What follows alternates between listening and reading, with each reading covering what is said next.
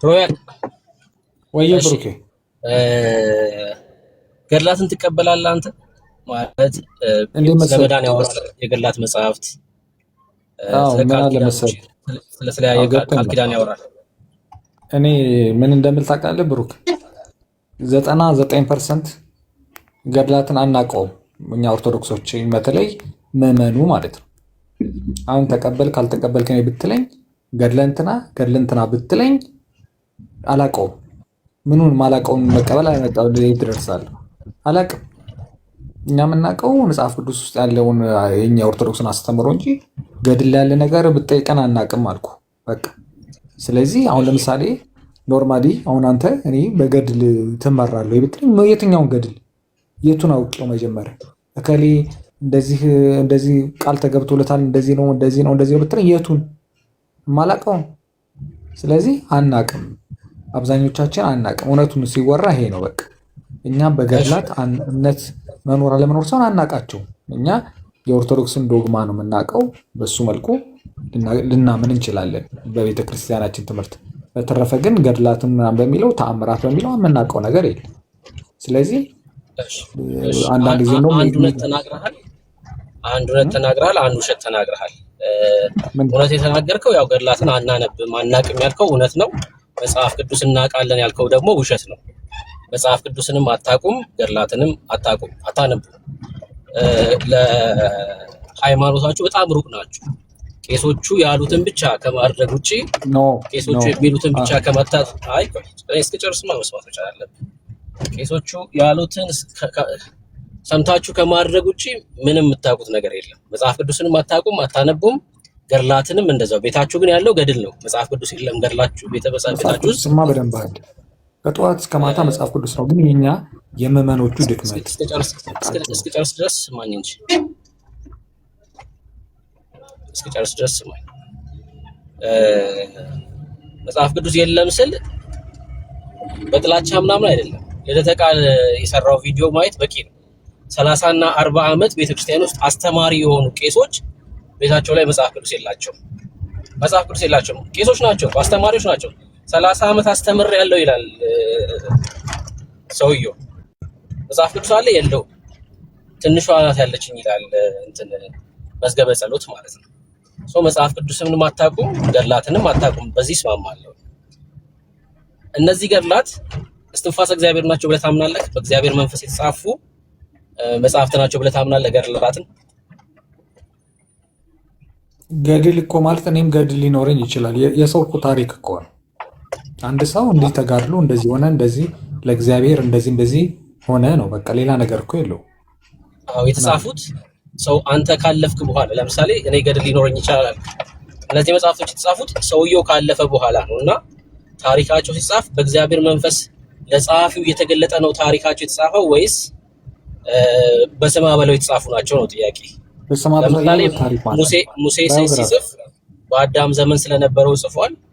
ከዛ ደግሞ በአብርሃም ዘመን በኖህ ዘመን ስለነበረው ጽፏል፣ በእግዚአብሔር መንፈስ ማለት ነው።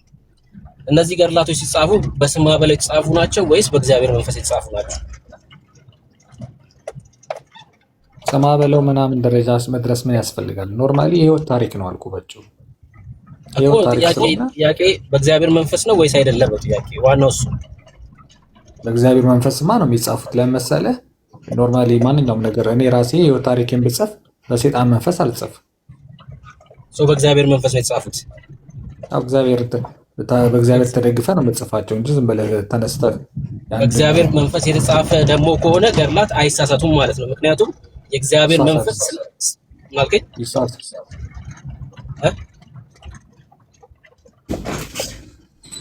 አልሰማሁም። ምን አልከኝ?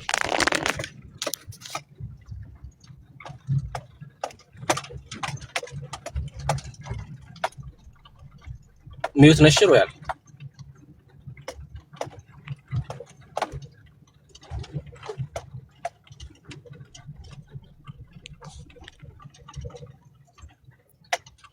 እሺ ሮያል እስኪመለስ ድረስ ሀሳብ እናንሳበት አይደል? እነዚህ ገድላቶች በዚህ ጉዳይ በነገራችን ርዕስ አድርገን በደንብ ማውራት መቻል አለብን። በደንብ ነው እነዚህ መጽሐፍቶች ልናስጥላቸው የሚገባው። በእግዚአብሔር መንፈስ የተጻፉ ከሆነ እነዚህ ገድላቶች መጽሐፍ ቅዱስ ናቸው ማለት ነው አይደል? እና ስተት አልባ ናቸው። ይቅርታ ብሩኬ፣ ይቅርታ። እሺ በእግዚአብሔር መንፈስ ነው የተጻፉት ብለኛል። አዎ ማለት እንትን ገድሉ ራሱ የእግዚአብሔር ያ ሰው ለእግዚአብሔር ያደረገው ተጋድሎ አይደለ እንዴ? መልካም። በእግዚአብሔር መንፈስ የተጻፉ ከሆኑ ስተት አልባ ናቸው ማለት ነው። ምክንያቱም የእግዚአብሔር መንፈስ ስለማይሳሳት። የእግዚአብሔር መንፈስ አይሳሳትም፣ ግን ጸሐፊዎቹ ሰው ናቸው። እሱማ መጽሐፍ ቅዱስስ እኮ የጻፉት ሰዎች ናቸው። መላእክት አልጻፉት፣ ማሽን አልጻፈውም እኮ ሰዎች ናቸው። መጽሐፍ ቅዱስንም በእግዚአብሔር መንፈስ ምሪት የጻፉት ሰው ልዩነት የለውም። ሰዎች መጻፋቸው ልዩነት አይፈጥርም። በእግዚአብሔር መንፈስ ከተጻፈ ጸሐፊዎቹ ሰዎችም የሚሆኑ ምንም ስተት ሊኖርበት አይችልም ማለት ነው። ገድላት ላይ ያራስ አሳምሮ ለምንድን ነው የማይኖርበት? የእግዚአብሔር መንፈስ ስተት ነገር ነው እየነገራቸው ያጻፋቸው ኖ። አሁን ኢቭን እኮ ሊቃውንቶቹ ራሱ ተናግረዋል። ስተት ይኖረዋል፣ ይታረማሉ። አይ እኔ ስለ ሊቃውንቶቹ ምናምን አይደለም አንተ የምጠይቅህ በእግዚአብሔር መንፈስ ከሆነ እንዴት ስተት ሊኖርባቸው ቻለ? ለምሳሌ መጽሐፍ ቅዱስ በእግዚአብሔር መንፈስ ነው የተጻፈው? ያ ታዲያ እሺ፣ ጸሐፊዎቹ ሰዎች ናቸው። አዎ። መጽሐፍ ቅዱስ ስተት አለበት የለበት? መጽሐፍ ቅዱስ ማለት መጽሐፍ ቅዱስ እንዴት ስተት አለበት ብለህ ትላለህ? በነገራችን ላይ በእግዚአብሔር መንፈስ ነው የተጻፉት ካልክ እኮ መጽሐፍ ቅዱስ ናቸው እያልክ ነው። ካልተረዳው እንደዛ እያልክ ነው ያለው። እኔ ግን ምን እንደምልህ ገድላትና ድርሳናት በእግዚአብሔር መንፈስ ናቸው የተጻፉት። ጸሐፊዎቹ ሰዎች ናቸው። ተመሳሳይ ነው ከመጽሐፍ ቅዱስ ጋር። ገድላትና ድርሳናት ላይ እንዴት ስተት ሊገኝ ቻለ? በእግዚአብሔር መንፈስ ከተጻፉ ግን ስተት ሊገኝ የቻለው ምንድነው?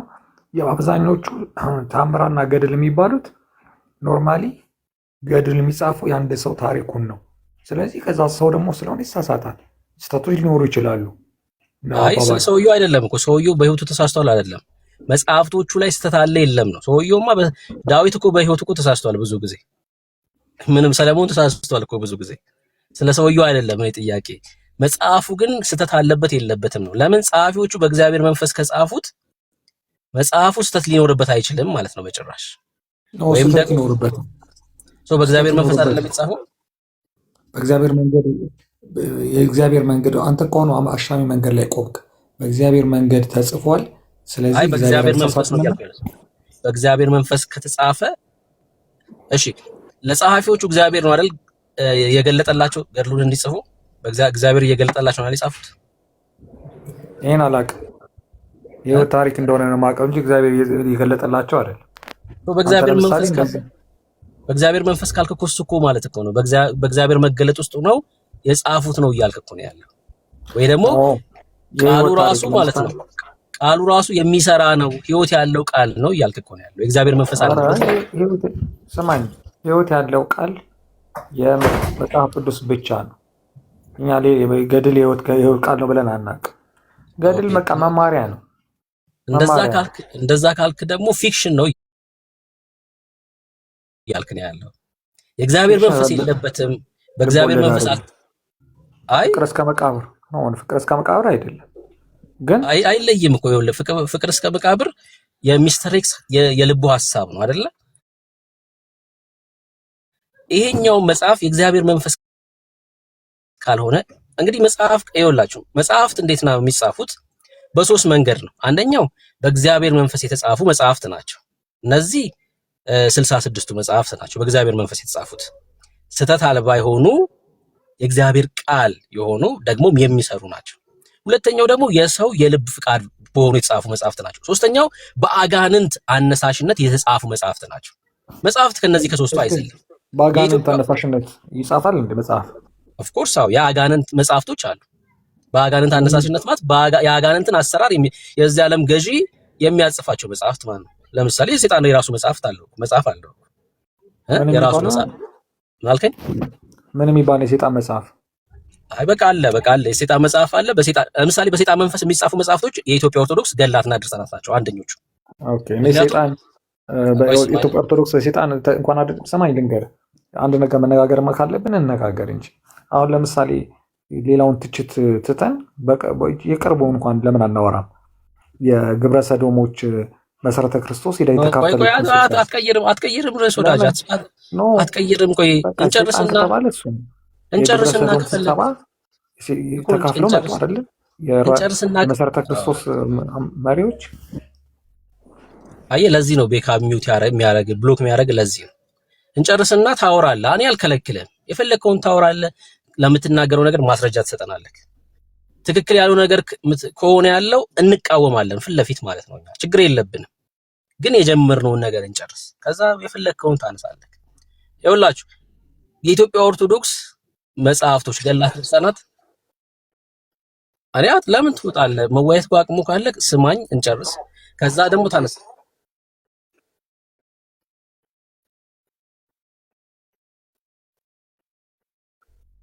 ተሳናለም ከሚደበረ ልውጥ ሮያል አታውራ እኮ አላለህም።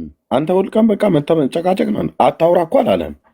አድመጣኝና እኔ እንዳደመጥኩ አድመጣኝና ስጨርስ የፈለግከውን አውራ አለህ።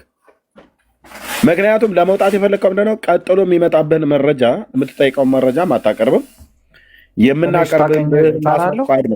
የምናቀርብብህን ማስረጃ ዲና ልታደርገው ስለማትችል ራስህ ደንግጠህ ፈርተህ ካልሆነ በስተቀር ማውጣት ትችላለህ። እስቲ ቆይ ውጣ አላለህም። አድምጠኝ ነው ያለህ። አድምጠውና ስጨርስ አንተ ደግሞ ተራህን ደግሞ ትቀጥላለህ። ያለህን መረጃ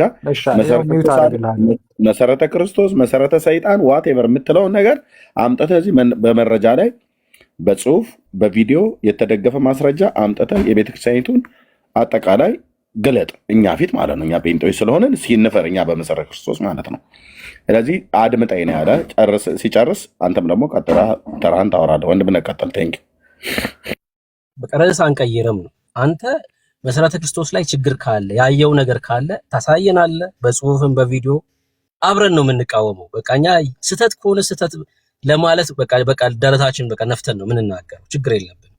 ግን ርዕስ አስቀይራ አይሆንም፣ እንደዛ አይሆንም። በአጋንንት መንፈስ ነው የተጻፉት ስል የክርስቶስን የማዳን መንገድ የሚቃወሙ ስለሆኑ ደሙን የሚያክፋፉ ስለሆኑ ተመልከቱ። በእውነት ነው የምላችሁ እግዚአብሔር የመዳኛ መንገድ አድርጎ ያዘጋጀው አንድ ልጁን ክርስቶስ ኢየሱስን ብቻ ነው። ገድላቱስ የሚያወሩት ምንድን ነው? ኢየሱስ እንኳን ተክዶ ይዳናል ብለው እንዴ! አትድንም እኮ ወዳጅ፣ አትድንም እኮ። ግን አጋንንት በሰው ልብ ላይ እንደዚህ አይነት ሐሳብ ያመጣል። ልትድን አትችልም በጭራሽ። ግን ኢየሱስ እንኳን ተክዶ በማርያምና በተክለ ሃይማኖት በኩል ወይ በአቦ በኩል የዘላለም ሕይወት ታገኛለህ የሚል መጽሐፍ ነው። መጽሐፍቶቹ እነዚህ መጽሐፍቶች ከአጋንንት ካልሆነ ከምንም ሊሆን አይችልም። ከምንም ሊሆን አይችልም። ደግሞ በአጋንንት መንፈስ ነው ስል ልትቆጣ አይገባም። አጋንንቱ ራሱ እያመለካችሁ እንዴ ያላችሁት ታቦት ቀርጻችሁለት ፈረጎ የሚባል አጋንንት ማለት ነው። ፈረጎ የሚባል አጋንንት በእውነት ነው የምላችሁ ራሱ አጋንንቱ ታቦት ተቀርጾለታል። እነዚህ መጽሐፍት በእግዚአብሔር መንፈስ ካልተጻፉ የእግዚአብሔርን ሐሳብ የሚቃወሙ መጽሐፍቶች ናቸው። በጣም ግልጽ እኮ ነው። በጣም ግልጽ ነው። በጣም ግልጽ ነው። መቃወም ያለባችሁ የራሳችሁን ቤተክርስቲያን ነው። እነዚህ መጽሐፍት መቃጠል አለባችሁ ብላችሁ መቃወም አስተምሯችን አይደለም ትላላችሁ መጣችሁ። ሮዳስ እኮ ዛሬ ቪዲዮ ፖስት አድርጌያለሁ።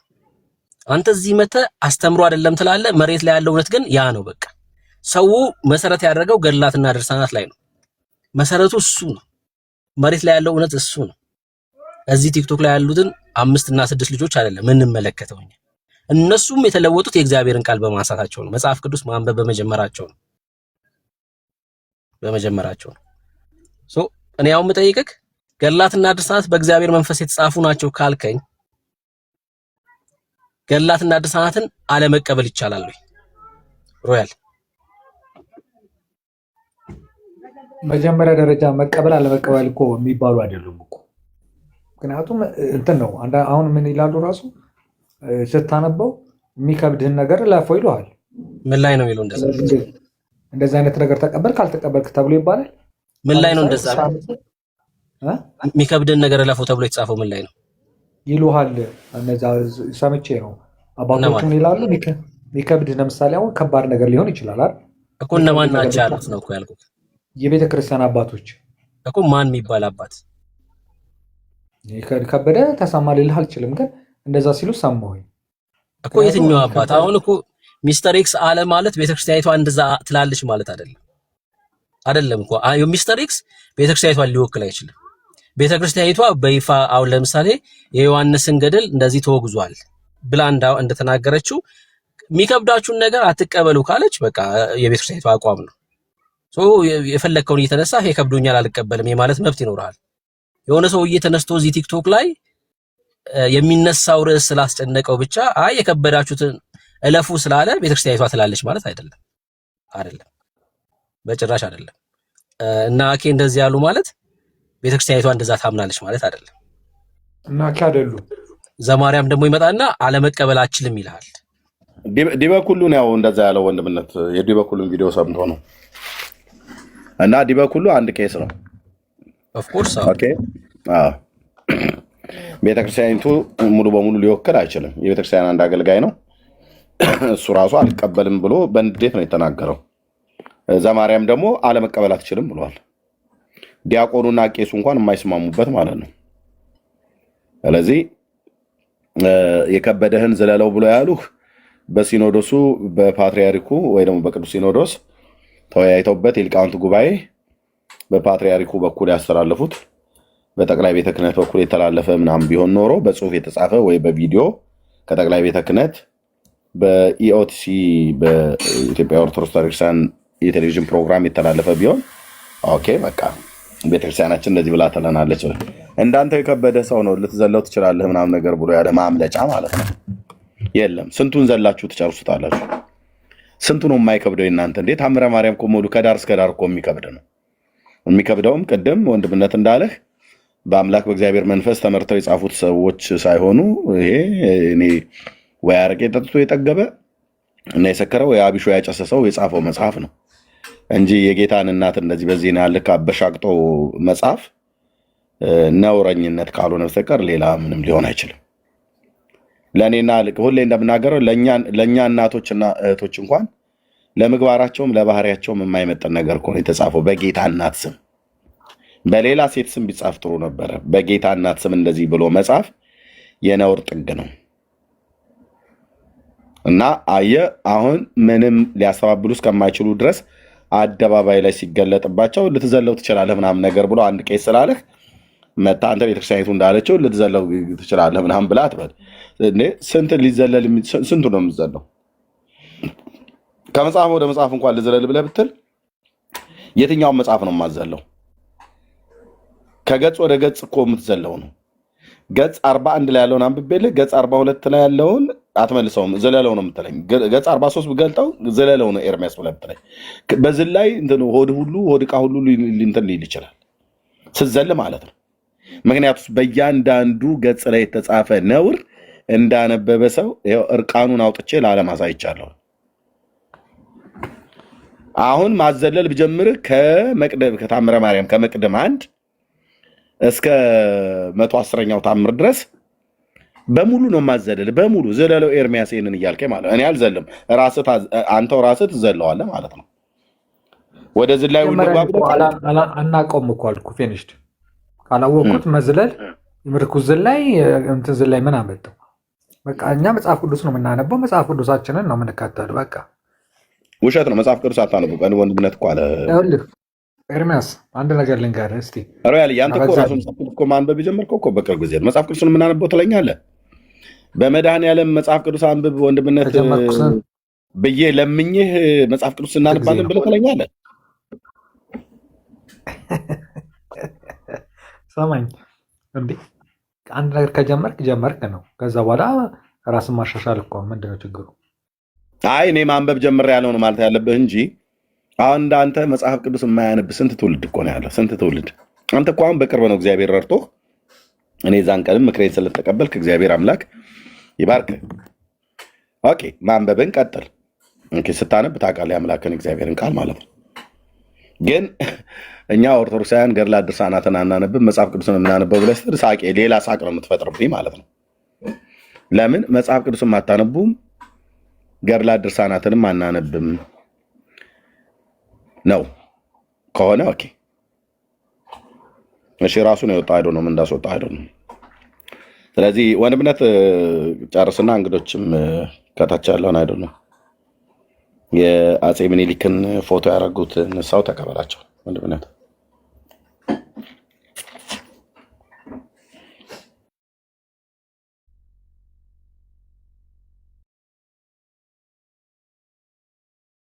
እሺ እርሚ አሁን ቤት ገብቻለሁ። ሚኒሊክ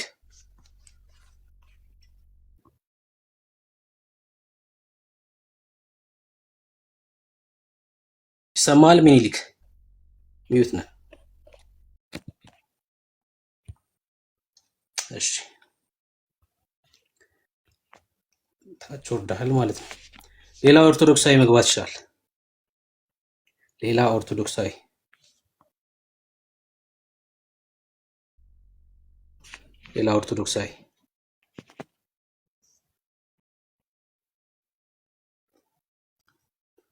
መጽሐፍ ቅዱስን ነው የምናነበው ሲሉ ያስቃሉ አይደል? መጽሐፍ ቅዱስን ነው የምናነበው። እዚህ ቲክቶክ ላይ ብዙ ጊዜ የይሁዳን መልእክት ይሁዳ ጌታን ከሰቀለው በኋላ ነው ወይስ ከሸጠው በኋላ ነው ወይስ ከመሸጠው በፊት ብዬ ብዙ ጊዜ ጠይቃለሁና የሚመልሱት እሺ ናፖሊዮን ሄሎ ይሰማ? እንኳን ደህና መጣክ። ሰላም። ከየት ቤተ እምነት ነው? አይ ኦርቶዶክስ።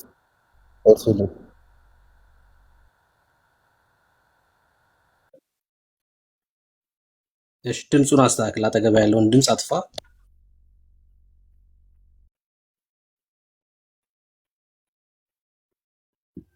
እሺ ሚኒሊክ ሰላም ብያለሁ። ብሩክ እንኳን ደህና መጣክ። እንኳን ሰላም ቆዩ። ጥያቄ ምንድን ነበረ? ከቻልኩ ልመልስ። ከየት ቤተ እምነት ነው? ኦርቶዶክስ ነኝ። እሺ ገድላትና ድርሳናት ላይ እያወራን ያለ ነው እና በዛውም በመዳን ጉዳይ ላይ ማውራት እንችላለን። ገድላትና ድርሳናት በእግዚአብሔር መንፈስ ነው የተጻፉት ብለህ ታምናለህ? በእግዚአብሔር መንፈስ ሳይሆን ሰውን የጻፋቸው የሰው ታሪክ የተጻፈው ማለት የቅዱሳን ታሪክ ማለት ነው። ጸሐፊዎቹማ ሰዎች ናቸው። እሱ ሳይሆን ጥያቄ በእግዚአብሔር መንፈስ ነው የተጻፉት ነው። የእግዚአብሔር መንፈስ መሆኑን እሱማ ማለት አይደለም። የእግዚአብሔር መንፈስ ሳይሆን ሰዎች ለምሳሌ አንተ የምትኖረውን ታሪክ ማቀውን ነገር እኔ ጻፍኩት ማለት ነው። ሌላ የተለየ ነገር የለውም። ለምሳሌ ገድላትና ድርሳናት ላይ ኪዳናት አሉ። ጌታ ክርስቶስ ኢየሱስ መጣና ከንፈራቸውን ሳማቸው ይልና ከዛ እዚህ ገዳም የመጣ ይሄን ያህል ትውልድ ይማራል፣ ልክ እንዳንተ ተቅማጥ ያስቀመጠው ገነት ይገባል ምናምን አይነት ነገሮች ተጽፏል። ጌታ መጥቶ እንደዚህ አይነት ነገር ሲናገር ማን አይቶ ነው የጻፈው? ሰምተው ነው ወይስ በእግዚአብሔር መንፈስ ነው እነዚህን ነገሮች የጻፉት? ቃል የተገባላቸው ሰዎች ቅዱሳን አሉ። ግዴታ የዛ ቅዱሳን ቃል ማለት ከፈጣሪ ጋር እንትን ሲል በራይ ማለት ነው ወይስ ሲያድርበት ምናምን ሌላ ሶስተኛ አካል ማስረጃ እዛ ጋር መስማትም ወይም ማየት አለበት ብዬ አላምንም።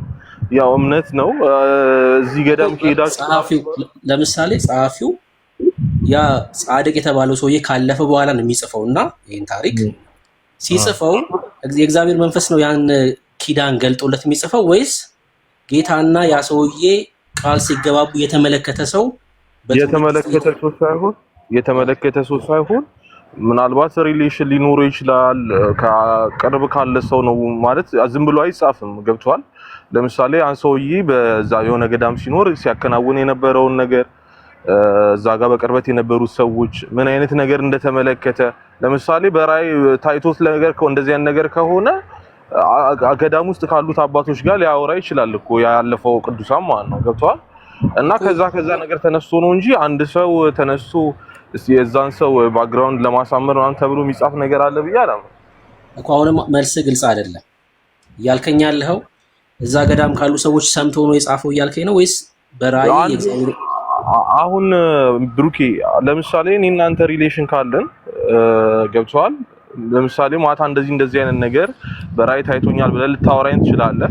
ከዛ ልክ አንተ ህልፈተ በኋላ ስላንተ ታሪክ ሲጻፍ እዛ ቦታ ላይ መተው ኢቭን ጓደኞች ሊሆን ይችላል ወይ የሆነ ነገር በመንፈሳዊ እምነት እንትን የምትላቸውን ነገሮች እና ያ ተጠይቀው ምናምን ነገር የሆነ ነገር አለው ብቻ የሆነ ራሱን የቻለ መስፈርት አለው እንጂ ከመሬት ተነስቶ ምናምን አይመስለኝም። እንደዛ አለ።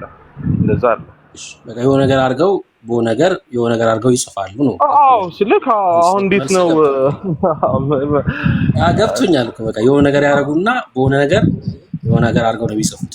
ግን ዞሮ እያለን ያለው ምናምን ሳይሆን አንተ የቅርብ ወዳጅህን እንደዚህ አይነት ሰው ነበረ እኮ እንደዚህ አይነት ነገር አብረን አድርገናል፣ ያጋጠመው ነገር እንደዚህ ችግር ነበር፣ እንዲህ አይነት ነገርም አድርጓል ተብለው ማለት አጠገቡ የነበሩት የመንፈሳዊ አባቶች ስለዛ ሰው ምስክርነት ይሰጣሉ። ከዛ ነገር ተነስቶ ከሰከንደሪ ሶርስ ነው የተጻፈው መጽሐፉ እያልከኝ ነው። ሰከንደሪ የሰማው ሰውዬ ከዛም አሁን አንደኛውን ክፍል ነው የነገርኩኝ። ሰውየውም ራሱን ጽፎ አስቀምጦም ሊሆን ይችላል። አይደው ነው ስለ በህይወቱ የገጠመውን ነገር ምናልባት እየጻፈም ሊያስቀምጥ ይችላል። በተለያየ መንገድ ብቻ ይጻፋል እንጂ በእግዚአብሔር መንፈስ አይደለም። በእግዚአብሔር መንፈስ አለ ብዬ ምክንያቱም እንትን ናቸው ቀኑና ናቸው። አንዳንዴ ሊሻሩ ይችላሉ ምናምን ከመሆንሽ አሁን ልጠይቅህ፣ ገድላትን ትቀበላለህ? አሁን ይሄን ከመለስከልኝ በኋላ ልጠይቅህ፣ ገድላትን ትቀበላለህ? አሁን የምቀበለው አለ፣ የሚከብደኝ ካለ ደግሞ ማለት ትንሽ ለመቀበል የሚያስቸግረኝ ካለ ዘለው አንዴ ብሩኬ ቆይ ስራ ላይ ሆኜ ነው ይቅርታ። እሺ ችግር የለውም። አሁን ተመልከቱ፣ በእግዚአብሔር መንፈስ ነው የተጻፉት ብሎ አያምንም ወንድማችን። ወይ በጻድቅ የተባለው ሰውዬ የጻፈው ነገር ወይ ደግሞ ለሚስተር ኤክስ ነግሮት ያ የሰማው ሰውዬ ደግሞ ለጸሐፊው ነግሮት ነው የተጻፈው። በዚህ አይነት መልኩ ነው ሊጻፍ የሚችለው አለ። ሙድ እየያዘባችሁ እስከሆነ አሁን ተክለ ሃይማኖት የሚባለው ሰውዬ ሙድ እየያዘባችሁ እስከሆነ አስባችሁታል ምን አይነት ነገር እንደሆነ ማለት ተመልከቱ። የእግዚአብሔር መጽሐፍ ቅዱስን እኮ ህይወት ነው ብለን የተቀበልነው በእግዚአብሔር መንፈስ ስለተጻፈ ነው። ካልሆነስ ሙድ እየያዙባችሁ እስከሆነ እነዛ ሰዎች አሁን ገድላቱ ሲጻፍ ጸሐፊው ራሱ አይምሮ ውስጥ የተፈጠረ ነገር ጽፎላችሁስ ቢሆን የቃዥው ለሊት ያየውን ነገር ተመልከቱ። አስባችሁታል? ለሊት ሲቃዥ የነበረውን ነገር ጽፎላችሁስ ቢሆን ሙድ እየያዙባችሁ እኮ ነው። ነገር ካለ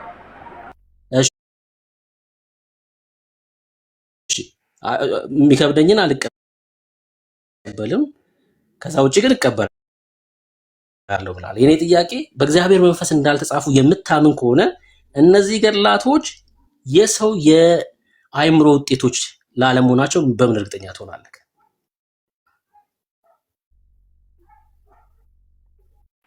ያልከው አልገባኝም። ለምን ከምን አንፃር እንደዛ ሊጻፍ ይችላል? አሉ እኮ መንፈሳዊ መጽሐፍቶችም እኮ አሉ። ለምሳሌ የትኛው መንፈሳዊ መጽሐፍ ማለት ሰውን ይረዳል ተብሎ የሚታሰቡ ነገሮች አሉ እኮ። ምን የሚባል መጽሐፍ?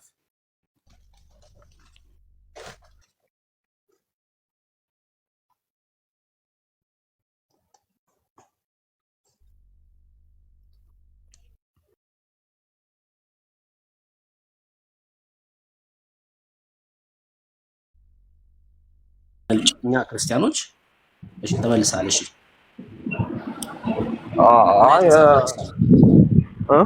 እኔ አሁን ለምሳሌ ብሩኬ እንደዚህ የሚጻፉ ነገሮች እኮ አሉ። ይሄ ምንድነው ማለት እንዴት ነው መጾም እንዳለብን ምናምን አለ አይደል? እንደዚህ እንትን ጋይድ የሚያደርጉ እንትኖች ይኖራሉ። ገብተዋል። መንፈሳዊ ህይወትን ሊያሳድጉልን የሚችሉ እኮ መንፈሳዊ መጽሐፍቶች እኮ አሉ አይደል? ይሸጣሉ። ጾም እንዴት መጾም እንዳለበት የእግዚአብሔር ቃል ነግሮናል። ምንም የሆነ ሰውዬ ተነስቶ ሊጽፍልን አያስፈልግም። እሺ አሁን እንዴት እንደሚጾም በነቢያትም በሐዋርያትም ጊዜ ሲጾሙ አይተናል። እንዴት እንደሚጾም እግዚአብሔር ራሱ ነግሮናል። የሆነ ሰውዬ ተነስቶ እንደዚህ ጾም ብሎ ሊያዘኝ አይችልም። በቃ ማብራሪያ አይሰጥበትም እንዴ? እንዴት ማስኬድ እንዳለብን ጾም ላይ ምናምን። ብቻ ሌላ ጥያቄ ካለ እሺ ጠይቀኝ። እሺ አይ በቃ እንድታስተውል ነው። ገድላትና ድርሳናት በእግዚአብሔር መንፈስ እንዳልተጻፉ የምታምን ከሆነ እነዚህ ገድላትና ድርሳናት ከዴርቶ ጋራ በምን ይለያሉ ብለህ ልታምን ትችላለህ። ምክንያቱም ዴርቶ ጋራ የሆነ ሰውዬ አይምሮ ውጤት ነው። ለምሳሌ ዴርቶ ጋራ አይደለ? ልክ እንደዛው እነዚህ መጽሐፍትም በእግዚአብሔር መንፈስ ካልተጻፉ የሆኑ ሰዎች አይምሮ ውጤት ነው ማለት ነው። ለምን ከዚህ አንፃር ያንን ሊያደርጉ ይችላሉ ብለህ ታስባለህ? ማለት ምን ጥቅም ገብተዋል?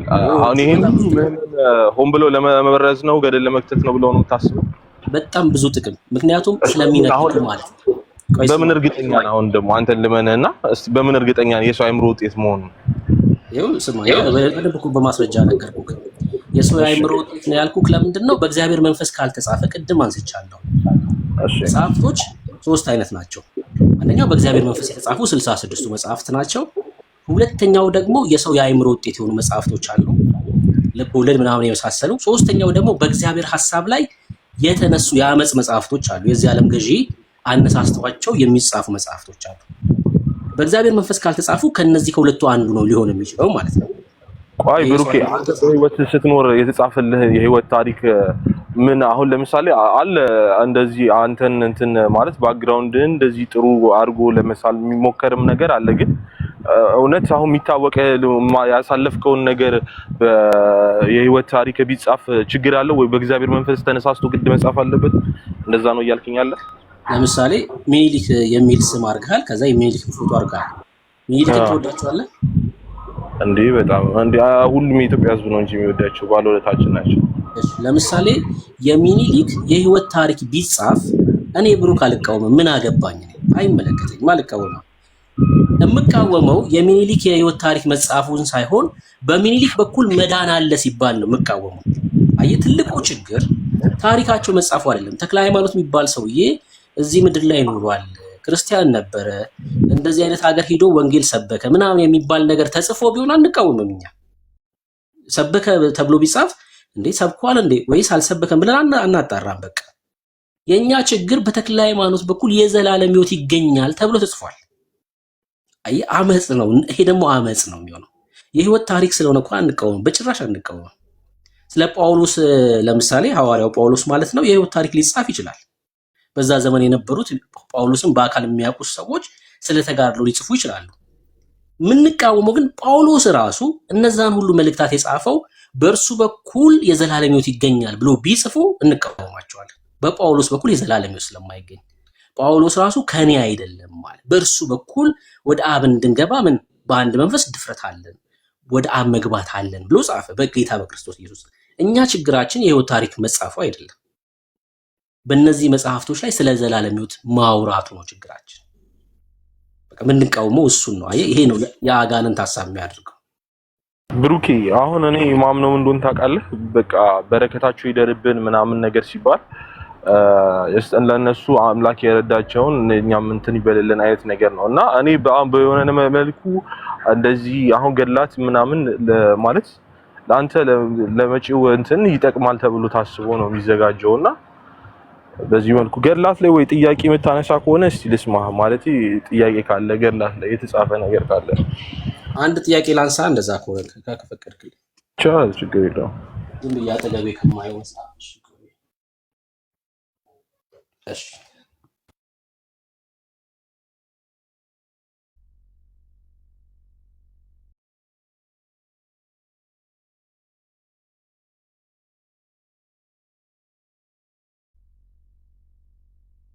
በቅርብ ያገኘሁትን ዝም ብዬ አነሳውና ዝም ብዬ ልክፈተው። እሺ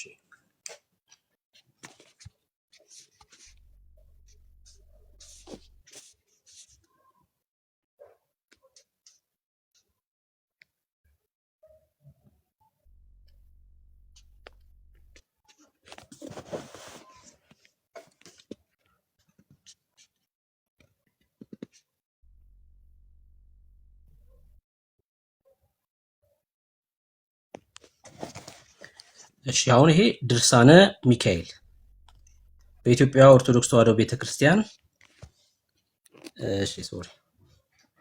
በኢትዮጵያ ኦርቶዶክስ ተዋሕዶ ቤተክርስቲያን ትንሣኤ ዘጉባኤ ማተሚያ ቤት የታተመ ነው።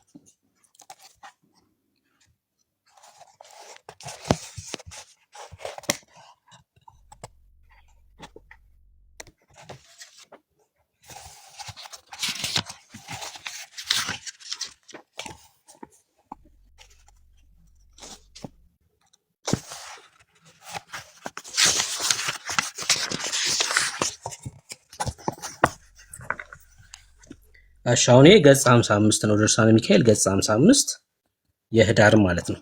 ከላይ ጀምሮ ላንብብልህ ይታይ ከሆነ ማለት ነው። ይህን መጽሐፍ ጽፍ ሁሉ ከማይገባ ቦታ አያኑረው፣ አያስቀምጠው። እሺ ፈጽሞ ከከበረ ካማረ ከንጹህ ቦታ ያስቀምጠው መጽሐፉን ማለት ነው። እሺ ይህ ቃል ሚስጥሩ ለዘላለም የከበረ ነውና እነዚህ የከበሩ ነገሮች በትህትና ቃል ተናገር። አካ፣ አሜ፣ ሌቅ፣ ቦኬ፣ ኤንካ፣ ካዚን፣ አርያኪን፣ ኤርናኬ፣ ኬምካዮ፣ ፔጉ፣ ጌሎ፣ አስጌ፣ ኤቅ፣ አስሎ፣ አስከማ፣ አሳሱማ፣ አከሱማ ትንሽ ነው የቀረው፣ ኤቅ፣ ሬው፣ ያብስቲክ፣ ፒስኪር፣ ካርጎ የኢትዮጵያ አየር መንገድ፣ አቢት፣ ከቢስ፣ ፌ። እሺ ምን ላይ ነን? ፌ አንላክ አረ የጌታ ስሙ ሶሪ። እሺ ምን እንደሚል መጨረሻ ላይ ሳነበው ትደነግጣላችሁ። እነዚህ ሁሉ አትሳቁ። ኢዊስ፣ አብሶላ፣ አንሶላ ሊል ምንም አልቀረውም። ኪፍካዊኖ፣ አርሃሎ፣ አዋጽ፣ አዊካ፣ እሎ፣ አሴሎ፣ ዮብጎ፣ ኤል፣ አኩዊ፣ ከምጽ፣ ወድናጎ እነዚህ ክቡራን ልዑላን ረቂቃን የሆኑ የምን ስሞች ናቸው? ሜላ እስኪ አንተ አንብበው። እሺ የእግዚአብሔር ስሞች ቃሎች ሁሉ ተለይተው ከእጅ የተገኙ ናቸው። ይህንን መጽሐፍ ያጻፈው ሰው ፈጽሞ ከእሱ መጽሐፍ አይለይም ይላል። እሺ እነዚህ ክቡራን ልዑላን ረቂቃን የሆኑ የማን ስሞች ናቸው ይላል? የእግዚአብሔር ስሞች በዕብራይስጥ ቋንቋ ተጽፈው በተረዳ ነገር በቅዱስ ሚካኤል እጅ የተገኙ ናቸው ይላል። እሺ ምንድነው ጥያቄ? እዚህ ጋር የተጻፉት እነዚህ የእግዚአብሔር ስሞች ናቸው። አዎ እኛ አሁን እምነት ስልህ በኦርቶዶክስ እምነትን ታውቀዋለህ መቼስ ስልህ መጽሐፍ ቅዱስ ብቻ አይደለም ሌሎች መጽሐፎችንም እንቀበላለን። መጽሐፍ ቅዱስ ብቻ አንልም። ያ ደግሞ አስተውልታል። እነዚህ የእግዚአብሔር ስሞች ናቸው ብለህ ታምናለህ አንተ? አብሶላ አሁን የእግዚአብሔር ስም ነው አንዴ? ኤል የሚለው አሁን የእግዚአብሔር ስም ነው እቀበለዋለሁ። ሌላውን በጥልቅ ካልመረመርኩት ኤልን አሁን እቀበለዋለሁ። ኤል የሚለው የእግዚአብሔር ስም መሆኑን በምን አወቅ? ምክንያቱም አስተምሮት የተማርኩትን ነው። ኤል የሚለው የእግዚአብሔር ስም መሆኑን አንተ በምን አወቅ ነው ማለት እኮ? የተማርኩትን አልኩ እኮ አባቶች ያስተማሩኝን እቀበላለሁ። አብሶላስ? አብሶላም የእግዚአብሔር ስም ነው። አብሶላ የእግዚአብሔር ስም ነው። ካርጎስ? ሁሉም እንዴ ሙድ እንዳትይዝ ብርቂ። ቀላል ሙድ ይዛለሁ እንዴ? በዚህ ሙድ ያላስኩኝ እንዴ? ለዛው እኮ በአምላኬ ላይ እኮ በእውነት ነው ብላችሁ በአምላኬ ላይ የተሰራ ወንጀል እኮ ነው። በተለያየ አይነት ለምሳሌ በተለያየ አይነት ቋንቋ እግዚአብሔር ይባል የለ እንዴ? ዋቀዮ ተብሎ በኦሮምኛ እግዚአብሔር ይባል የለ እንዴ? ምንድነው እነዚህ ቃላቶች ዕብራይስጥ ናቸው ብለህ ነው የምታምነው አንተ? እንዴ ዕብራይስጥ ነው እያለ የተጽፎ የለ እንዴ ከታች? በጣም ጥሩ። እዚህ ውስጥ እንግዲህ ክርስቲያኖች አሉ ሂብሩ ቋንቋ የሚችሉ ማለት ነው። እስኪ ቁጥር ጻፉልኝ። ምንድነው የሚለው ብሩኪ? የዕብራይስጥ ቋንቋ አይደለም የሚለው? አሁን እንዳታወዛግበኝና ይሄማ እዚህ ጋርማ ትክክል ነው። በዕብራይስጥ ቋንቋ ላይ ተጻፈው ይላል እኮ ትክክል ነው፣ ግን ውሸት ነው እያልኩ ያለሁት። እንደዚህ የሚሉ ቃላቶች በሂብሩ ቋንቋ የለም። ጻፉልኝ፣ ቁጥር ጻፉልኝ። አንድ ቁጥር መግባት የሚችል ሰው በሂብሩ የሚችል ክርስቲያኖች ስላሉ ችግር የለው። እዚህ ላይማ ይላል እኮ ለምሳሌ ማለት ነው ክርስቲያኖስ ክርስቲያኖስ ክርስቲያኖስ ክርስቲያኖስ ሰረኖስ ሰረኖስ ሰረኖስ ሰሰሰሰሰሰሰሰሰሰ ሰማሪያ። አሁን ይሄ የጌታ ስም ነው ተብሎ ተጽፏል። ትቀበላለህ? እስቲ አሳየኝ። የቱ ጋር ነው? አሳየኝ። እሺ አንዴ ብሩኬ ገብቷል። እሺ ይሄው ብሩ ይመስል ሰው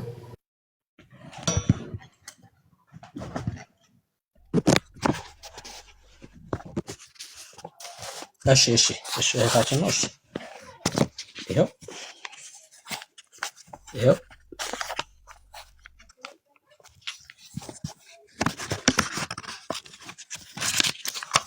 አሳየኝ ካልከኝማ እኔ ደስ እያለኝ ነው።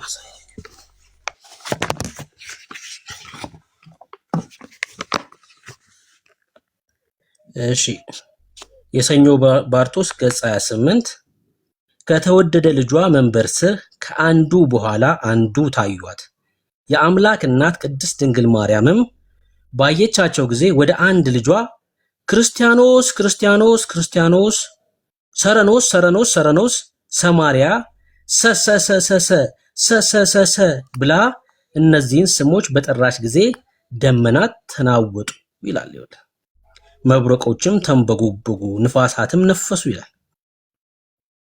በዝም ብዬ ብንናገር እንኳን የውሸት አልናገርም። እውነት ለመናገር ጌታ በሚያውቀው ያላነበብነውን ነገር በጭራሽ አልናገር።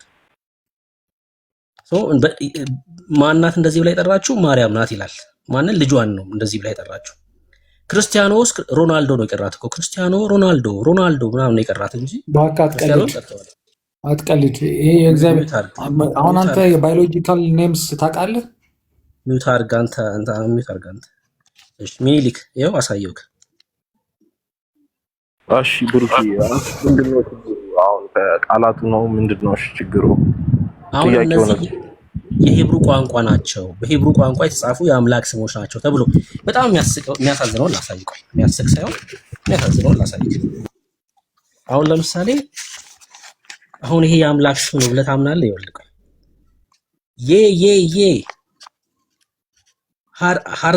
ሃርዛን ግዞ ቆኖኖኪ ቆኖኖኪ ታታታታ የሚል አሳይ። መጀመሪያ ከላይ ምን አልከኝ? የአምላክ ስም የሚል አለ። ቆይ ላሳይህ እኮ ነው ላሳይህ ነው። እዚህ ጋር ያየነውን እዚህ ጋር ታታታየ የሚለውን የአምላክ ስም ነው የሚለውን አሳይ ከላይ ከፍ ብለህ እኮ። ቆይ ላነብልህ እኮ ነው፣ በደንብ ስማኝ። ሃርዛን ግዞ ቆኖኖኪ ቆኖኖኪ ታታታታታ ታቱታቴ ቱቱቱቱታ ቱታ ቲቱ በእነዚህ ቃሎች ስጋህን ደምህን አስብ። በእነዚህ ቃሎች ስጋህን ደምህን የጌታ እራትም ማለት ነው። ስጋ ደምህን አስብ በምን? በእነዚህ ቃሎች ይላል መጽሐፉ። ይኸው አሁን እነዚህ አሁን ያሳየውክ የአምላክ ስሞች ናቸው ምናምን ብለህ ታምናለህ አንተ? ስሞች ናቸው ተብሎ ተጽፏል። የአምላክ ስሞች ናቸው የሚለውን አሳየች። ይኸው በእነዚህ ቃሎች ስጋ ደምህን አስብ ምን ማለት ነው? እሺ ንገረኝ አንተ። በእነዚህ ቃሎች ስጋ ደምህን አስብ ማለት ታዲያ አምላክ ስሞች ናቸው ማለት ነው እንዴ? እኮ ምንድን ነው ንገረኝ አንተ። እኮ እኔ ትክክል ካልሆንኩ አንተ ምን ማለት ነው ንገረኝ አልኩህ ለአንተ ስትል። በእነዚህ ቃላቶች በእነዚህ ቃል ይሰማሃል ይላል እኮ። አጥንተህ ይሄን ገለጥ አድርጎ እስቲ ወደኋላ አንድ ስቴፕ እንትን እንበለውና አንብበውና ትመልስልህ። ወደኋላ ከታች አንብበው። ይኸው ሶስቱ ስሞች በፊቱ እንደ ባህር ዓሣ ወጥመድ። ጌታን ኢየሱስ ክርስቶስ በእነዚህ ስሞች ኃይል ስለ ድንግል ማርያም እናትና ግን እኔ አሁን ለምሳሌ ብሩኬ ምን አለ መሰለሽ፣ ልክ ነሽ፣ እንደዚህ አይነት ነገሮች ጥያቄ ያስነሳሉ። ጥያቄ ያስነሳ ምናምን አልልሽም፣ ግን እንደዚህ አለ አይደል ሊቃውንታን ምናምን ከነሱ ጋር መሞገቱ ነው የሚሻለው እንጂ እኔ ከኛ መልስ የምታገኝ አይመስልም። ወንድ አውራው ብራዘር ልክ ነሽ። አም ሶሪ በጣም ነው የሚያስጠላው። በነገራችን ላይ አንተ ነህ እያልክ አውራ ነሽ። እዛ ምንድነው እዛው አስቀምጥ ብራዘር። እጭ ምንድነው ነሽ? እሺ ቅድስና ለእግዚአብሔር። ይቅርታ ለቃል አጠቃቀሚ፣ ግን የሊቃውንትን ሄደ ብታወራ የተሻለ ነው። ከኛ መልስ እንደዚህ አይነት ነገር ላይ ብዙ የተማረ ሰው አለ ብዬ አላስብም። ምናልባት ጥቂቶች ናቸው እኮ ሊቃውንቱ እኮ እንደዚህ አይነት ነገር ላይ አይሳተፉም፣ አይመጡም። ተደብቀው ቤታቸው የምሬል እኮ ነው የምልህ። ሊቃውንቱማ ያውቃሉ ስራቸው፣ መልስ እንደሌላቸው ስለሚያውቁ ሊሉ የሚችሉት በቃ አስተምሯችን አይደለም፣ በቃ ከዚህ አይዘልም ሊሉ የሚችሉት ይሄ ብሩኬ በቃ እሺ፣ በቃ አሪፍ ነው እኮ ጥያቄሽ የሚያስነሳ ነገር ነው። ግን አሁን እነዚያ ማርያም ምናምን ሞር በዚህ ነገር ላይ አሪፍ ስለሆኑ ምናልባት ወይ ከነሱ ጋር ዲቤት ምናምን ብትገቢ አሪፍ ነው። እኛም እንማርበታለን። ወይ ፕሮቴስታንት ነው ወይ ባለንበት ይቀራል። እስኪ ጠይቀው፣ እስኪ ዲቤት ማድረግ ትችላለህ ወይ ብለህ ጠይቀው። እስኪ ትገባለህ ወይ ዲቤት ትፈልጋለህ ወይ ብለህ ጠይቀው። እስኪ እኔ አሁን አንተን ላኩክ መግባት ትፈልጋለህ ወይ ዲቤት በእነዚህ መጽሐፍቶች መወያየት ትችላለህ ወይ ብለህ ጠይቀው። እሺ ቅድስና ለእግዚአብሔር። ሰላም ለእናንተ ይሁን ቅዱሳን። እንኳን ደህና መጣህ። ብሩክ የኔ ላ ኢብራይስጥ የምትችሉ ስትል ነው የገባሁትና ገብቶኛል። እስኪ በሂብሩ ሰላም በለን። ሸሎም ለኩላም ነው እንትን ሀሳቡም የለም አይደለም ኢብራይስጥ አክሰንቱም የለም። ያቺ ኤል የምትለው አንድ የሰማናት ቃል ብቻ ነች እንጂ እዛ ላይ እንትን ያለችው የእግዚአብሔር ስም ያ በብሉይ ኪዳን የምናውቀው ስም ነው እንጂ የለም፣ ሀሳቡም የለም እዛ ላይ። የሰይጣን ስሞች ናቸው። አሁን እዚህ ቅድም ካነበብኩት አሁን እነዚህ ገጽ 55 ላይ ያለው የሚካኤል እጁ ላይ ተጽፎ ወይ ደግሞ ክንፉ ላይ ተጽፎ የተገኙ ናቸው። እጁ ላይ ተጽፎ የተገኙ ናቸው። ክንፉ ላይ እንኳን የማርያም ስዕል ናት አለች የሚለው። አሁን ከዚህ ውስጥ ሂብሩ ቋንቋ አለ። ለምሳሌ እዚህ ውስጥ ከምታያቸው ፊደሎች ጽሁፎች ካርጎ፣ አቢጥ፣ ከቢስ፣ ፌ፣ አስፌ፣ አንላካ፣ ኢዊስ፣ አብሶላ ከነዚህ ውስጥ የሂብሩ ቃል አለ? ምንም የለም። ምንም የለም። የለም። ምንም የለም። በእውነት የለም። ኢብራይስጥ አይመስልም ራሱ በጭራሽ የለም። በሂብሩ ቋንቋ የእግዚአብሔር ስሞች ናቸው ተብሎ ተጻፉላችሁ እንጂ ለእናንተ ግን የሂብሩ ቋንቋ ቃላቶች አይደሉም። ቃላቶቹ እንኳን ማለት ነው ምንም ኢብራይስጥ ጋር አይመሳሰሉም፣ አይጠጋጉም ራሱ ቃላቶቹ። ልክ ነው። የእግዚአብሔር ስም ደግሞ ያ ብሉይ ኪዳን የምናውቃቸው ስሞች ናቸው። ኢብራይስጥ ሲጻፉም እንደዛ ናቸው። ልክ ነው እንጂ ይሄ የለም ምንም የውሸት ስሞች ናቸው። ለዛ ነው የምንቃወመው። ሚኒሊክ ግልጽ ሆነልህ? አይ ግን ማለት ማን ነው ቅድስና ነው የሚባለው እያወራ ያለው አይደል? ትችላለህ ኢብራይስጥ ወንድሜ? አዎ እችላለሁ። እስቲ ማለት ወይ ሆነ በምን እንመነ በምን እንመረ? እስራኤል ነው ያለው። አውራው ሚኒሊክ ቪዲዮ ልፈትልህ እና ላሳይ ኢብራይስጥ ያለውበት አሁን ያ እስራኤል ቦታ ላይ እንደዚህ እናደርጋለን። አይ ስሞች ናቸው የሚለው ማለት እነዚህ ስሞች ነው እንጂ ሊሆኑ የሚችሉት ወይም ደግሞ እነዚህ ንግግሮች ምናምን ሳይሆን ስሞች ነው የሚለው። ልዩነት የለውም ንግግርና ስም ብሩኬ እኮ ስምና ንግግር በሂብሩ ከሆነ እነዚህን ስሞች ያውቃቸዋል ማለት እኮ ነው። ከሂብሩ የተገኙ ስሞች ናቸው የሚለው እኮ እነዚህ ስሞች ሂብሩ ከሆኑ ያውቃቸዋል። ለምን? የሂብሩ ተናጋሪ ስለሆነ ማለት ነው።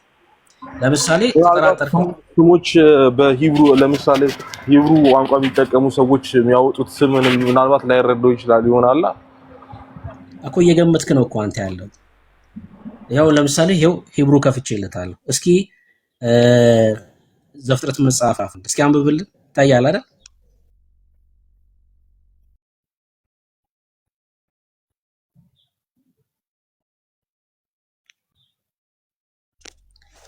አለ ቅድስና ለእግዚአብሔር።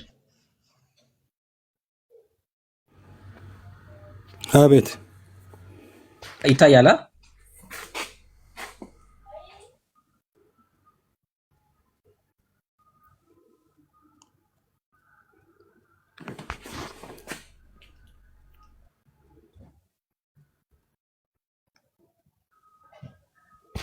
ይታያል? ይሰማል ድምጼ? ይታየኛል። ከኔ እየተቆራረጠብኝ ነው ግን ዋያር ኤሎሂም ቀጥለው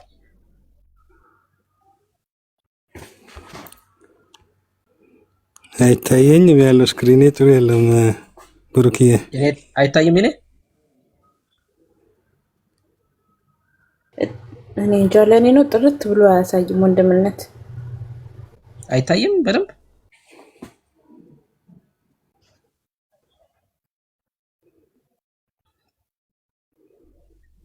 ለሌሎቻችሁ አይታይም? ታያላ ተመልሻለሁና አልሰማሁትም ነበር።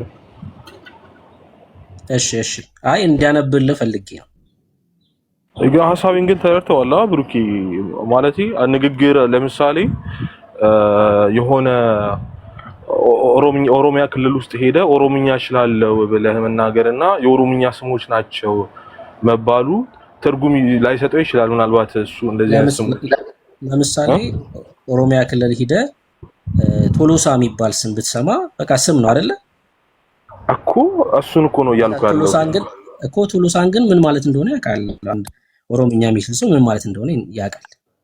ትርጉሙን ጫላ ቢባል ለምሳሌ ባለብራይስቱ ቢሆን ጫላ ኦሮምኛ ስም ሆኖ ሰምቶት ማያውቀው ሰው ሆኖ ቢሆን ኦሮምኛ ተናጋሪ ሰው እንዴት ነው የማያውቀው? ጫላ ቢባል በቃ ያውቃል፣ ስም ነው። ከዛ ጫላ ምን ማለት እንደሆነ ያውቃል።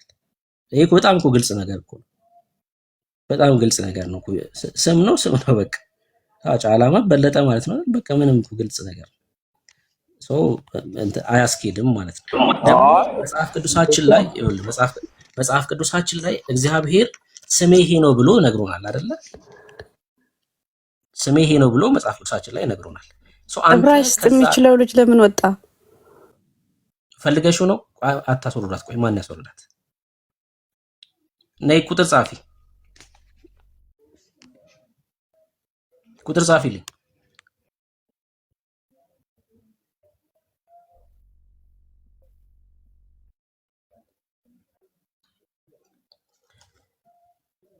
አስገባሻለሁ። እሺ ቁጥር ጻፊ።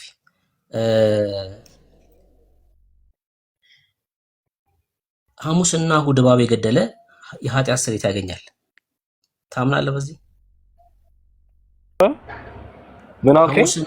ሐሙስና እሑድ እባብ የገደለ ሰው የኃጢአት ስርየት ያገኛል። ረብስማ ምን እንጃ እኔ አላውቅም። አካለን ነው እስቲ ብሩኪ ጥሩ ነው እንድንጠይቅ ያደርገናልና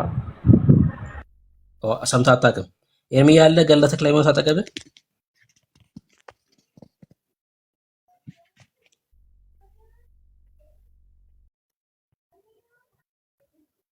ልኬልሻለሁ። ነይ ግቢ። ካርሜል ነይ ልኬልሻለሁ። ብሩኪ አንተን ግን መስጠት ይችላል፣ ሀሳብ መስጠት ይችላል። መጨረሻ ላይ ትሰጣለህ፣ ችግር የለውም። ሰማሃል። ቅድስና የዕብራይስጥ እችላለሁ ያለው ልጅ የት ቤተ እምነት ነሽ? ጽሁፉ ሲመጣ የፒክቸር ፕሮፋይልን እያየው ነው። እኔ ታዲያ ፕሮፋይልሽንማ እያየው ነው። ታዲያ ምንድነው? አዎ ኦርቶዶክስ ካልሆንኩ ይሄን ላደርግ አልችልም። ኦርቶዶክስ ነኝ ማለት እኮ ይቀላል። በቃ እኔ ፕሮፋይልሽ አይ ስለጠየቀኝ ገርሞኝ ነው። እንዴ ታዲያ እንዴት ነው ማልጠየቅሽ? ከየት ቤተ እምነት ነሽ? አሁንም ይኸው ድጋሚ ጠየቅሽ። አዎ ከኦርቶዶክስ ተዋህዶ። በቃ ቀላል እኮ ነው። ታዲያ እንኳን ደህና መጣሽ። አመሰግናለሁ። ትቻለሽ ብሮ? እኔ አልችልም። ታዲያ ምን አትምዳበረት ብሬት ኪሎ ጥያቄ አለኝ። ባትሻሎቲ እኔ አልችልም። ኦኬ ግን በዕብራይስጥ መጽሐፍም ስታወጣና አንብብ ስትለው አንደኛ ድምፁን አጠፋ፣ ሁለተኛ ወጣ።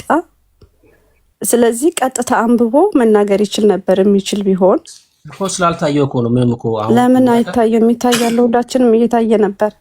ለአንቺ ታይቶሻል፣ ችግር የለውም። እሱ ደግሞ አልታየኝም ማለት ኦኬ። ኤኒዌይስ እሱ አያከራክረንም። የምንም ይሁን የምን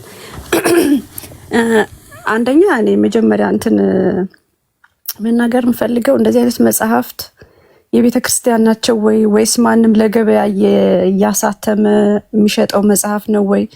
እናንተ ከሆነ መጽሐፍ ታነሱና መከራከሪያ ብላችሁ የሃይማኖት መከራከሪያ አድርጋችሁ እዚህ ታመጣላችሁ።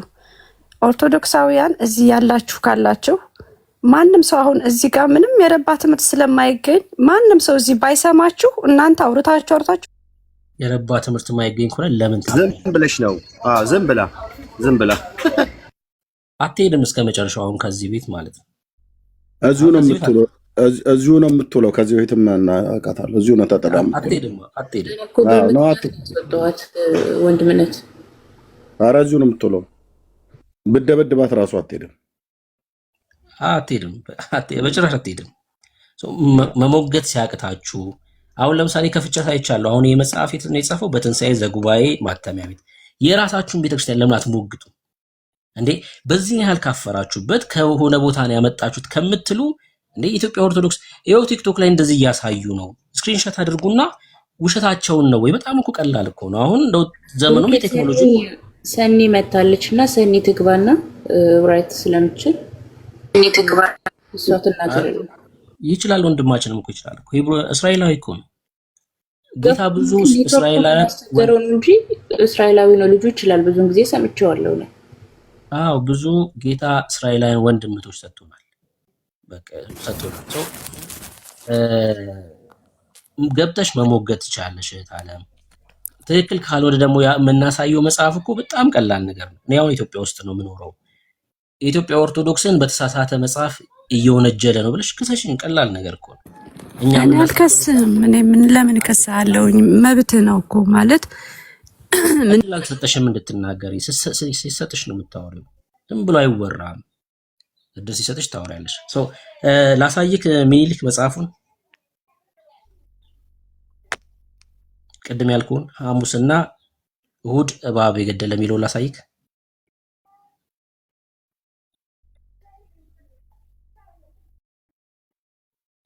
ሚኒሊክ አለክ?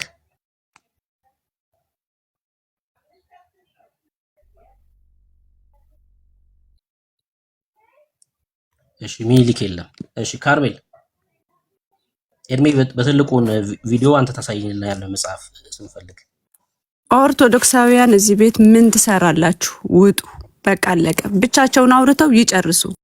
ቆይ ኖ ለምን አወጣችኋት? ወይ ቆይ ነይ በደንብ ትናገር። ነይ የታችን ቆይ አንዴ ነይ ማስታወቂያ ነገረሻቸው ሂጂ። ነይ የታችን ችግር የለም። ቆይ ትጨርስ። ነይ በአንቺ ቃል ከዚህ ቤት የሚሄድ ቃል ተመልሳ ትምጣ ብሎክ ተደርጋ ነው።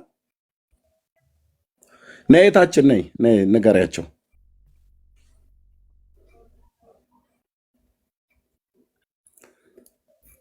አለሽ ነይ እናት ውስጧ እኮ ቆስሎ ነው እንዴ? አንዳንዴ ቆስሎ በይ ተናገሪ። 2 ደቂቃ ሰጥሻለሁ በደንብ እንዳትገቡ። አመሰግናለሁ ኤርሚያስ 2 ደቂቃ ስለሰጠኸኝ።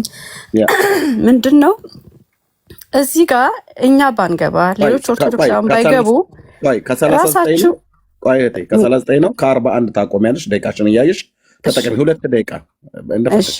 እዚህ ጋር ባይገቡ እናንተ ተወያይታችሁ አውርታችሁ ደጋግማችሁት ሁሌም መጨረሻ ላይ ሌላ ሰው መልስ የሚሰጣችሁ ስታጡ ዝምታ ሲበዛ ያኔ ወደ ትክክለኛው ወደ ራሳችሁ ትምህርት ገብታችሁ ማስተማር ትጀምራላችሁ። ካልሆነ ግን እናንተም እንዲህ እያደረጋችሁ ሌላውም ሰው እየገባ ምንም ሳይኖር የምትገቡት ለእኛ ምክር ካለች በኋላ ትመክሪያለሽ። ለመማማር ሳይሆን እዚህ ጋር እንዲህ ብለናቸው እንዲህ አደረግናቸው ለማለት ስለሆነ ዝም ብለሽ አታውሪ። ቆይ 2 ደቂቃ እኮ ሰጥተኸኛል። 2 ደቂቃ የሰጠሁሽ ለእኛ ምክር እንድትሰጭ አይደለም። ልመክር አይደለም። አድምጭኝ። አሁን 2 ደቂቃ የእኛን ስም ሳታነሺ ለእኛ ምክር ሳሰጪ፣ ምክር ከፈለግሽ ለምክር በኋላ ስጠይበኝ። ለእኛ ልጆች እየተናገርኩ ያለሁት ለምንድን ነው እኩል የምታወሪው? የሰጠኸኝን ደቂቃ እኮ እየወሰድክብኝ ነው። እምቢ ካልክሽ ላስወርድሽ ነው። ታለም እኔ ከፈለግሽ 10 ደቂቃ ሰጥሻለሁ። አሁን ለእኛ ምክሩን መስጠት ታይና ኦርቶዶክሳውያን ብለሽ የምትጠሪውን ታቦት ሁሉ ጠርተሽ እዚህ ቤት አትግቡ ብለሽ በደንብ ተናገሪ ነው ያልኩሽ። በደንብ እዚህ ቤት አትግቡ በይ።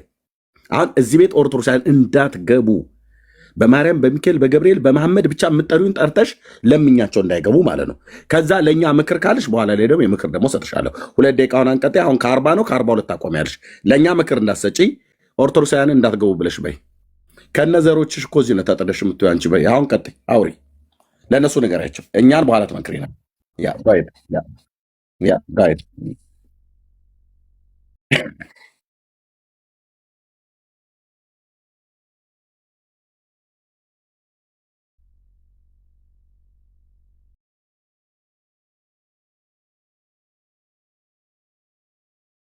ስክሮል ሳረግ ሳልፍ ምናልባት የሆነ ነገር ሲናገሩ ስሰማ አላስችል ብሎኝ ይገባለሁ። ከዛ ውጭ ግን ማስተላልፈው መልእክት ካለ ምጽፈው ካለ ቴክስት አድርጌ ነው የምወርደው እና የምወጣው። ቁጭ ብዬም ተጥጄም አላቅም ሰምቼም አላቅም። ስለዚህ ኦርቶዶክሳውያን ጥቅም የማታገኙበት ከሆነ አትግቡ። አዳምጪኝ። እኔ ኦርቶዶክስ ነኝ፣ ግን ለምሳሌ አዳምጪኛ ለምሳሌ የኦርቶዶክስ እውቀት ያላቸው ሰዎች አሉ አይደለ? እንደዚህ ምናምን ተብሎ ስለኛ እምነት ሲባል እነዛ ሰዎች ገብቶ ዲፌንድ ማድረግ የለባቸው እንትን ነው የምትይው? አያደርጉም። ለምን መሰለ? ቆይ አዳምጪኝ። ሰዓትን እየጨረስክብኝ ነው። አስጨርስ አንተ ተናገር፣ እሰማሃለሁ። ሁኔታችሁን እሰማሃለሁ። ዲፌንድ ማድረግ ሳያደርጉ ሲቀሩ አንተ ኦርቶዶክስ አይደለህም። ለምን መሰለ? ስጨርስ ትነግረኛለህ። ኦርቶዶክስ አይደለም ከሆንክ ስማኛ። መጀመሪያ እነዚህ ወንድሞች መጥተው ዲፌንስ የሚያደርጉት የሚግባቡ ሲሆን ነው። ካልሆነ ግን የማይግባቡ ከሆነ ብዙ ጊዜ አይተው የማይሆን ከሆነ ለምንድን ነው የማይሆን ክርክር የሚደረገው? ማቆም በቃ። የራሳቸውን አስተምሮ ማስተማር የኛዎቹም እነሱም የራሳቸውን ያስተምራሉ። ስለዚህ የሚመስለኝ ጋር ነው የሚሄደው።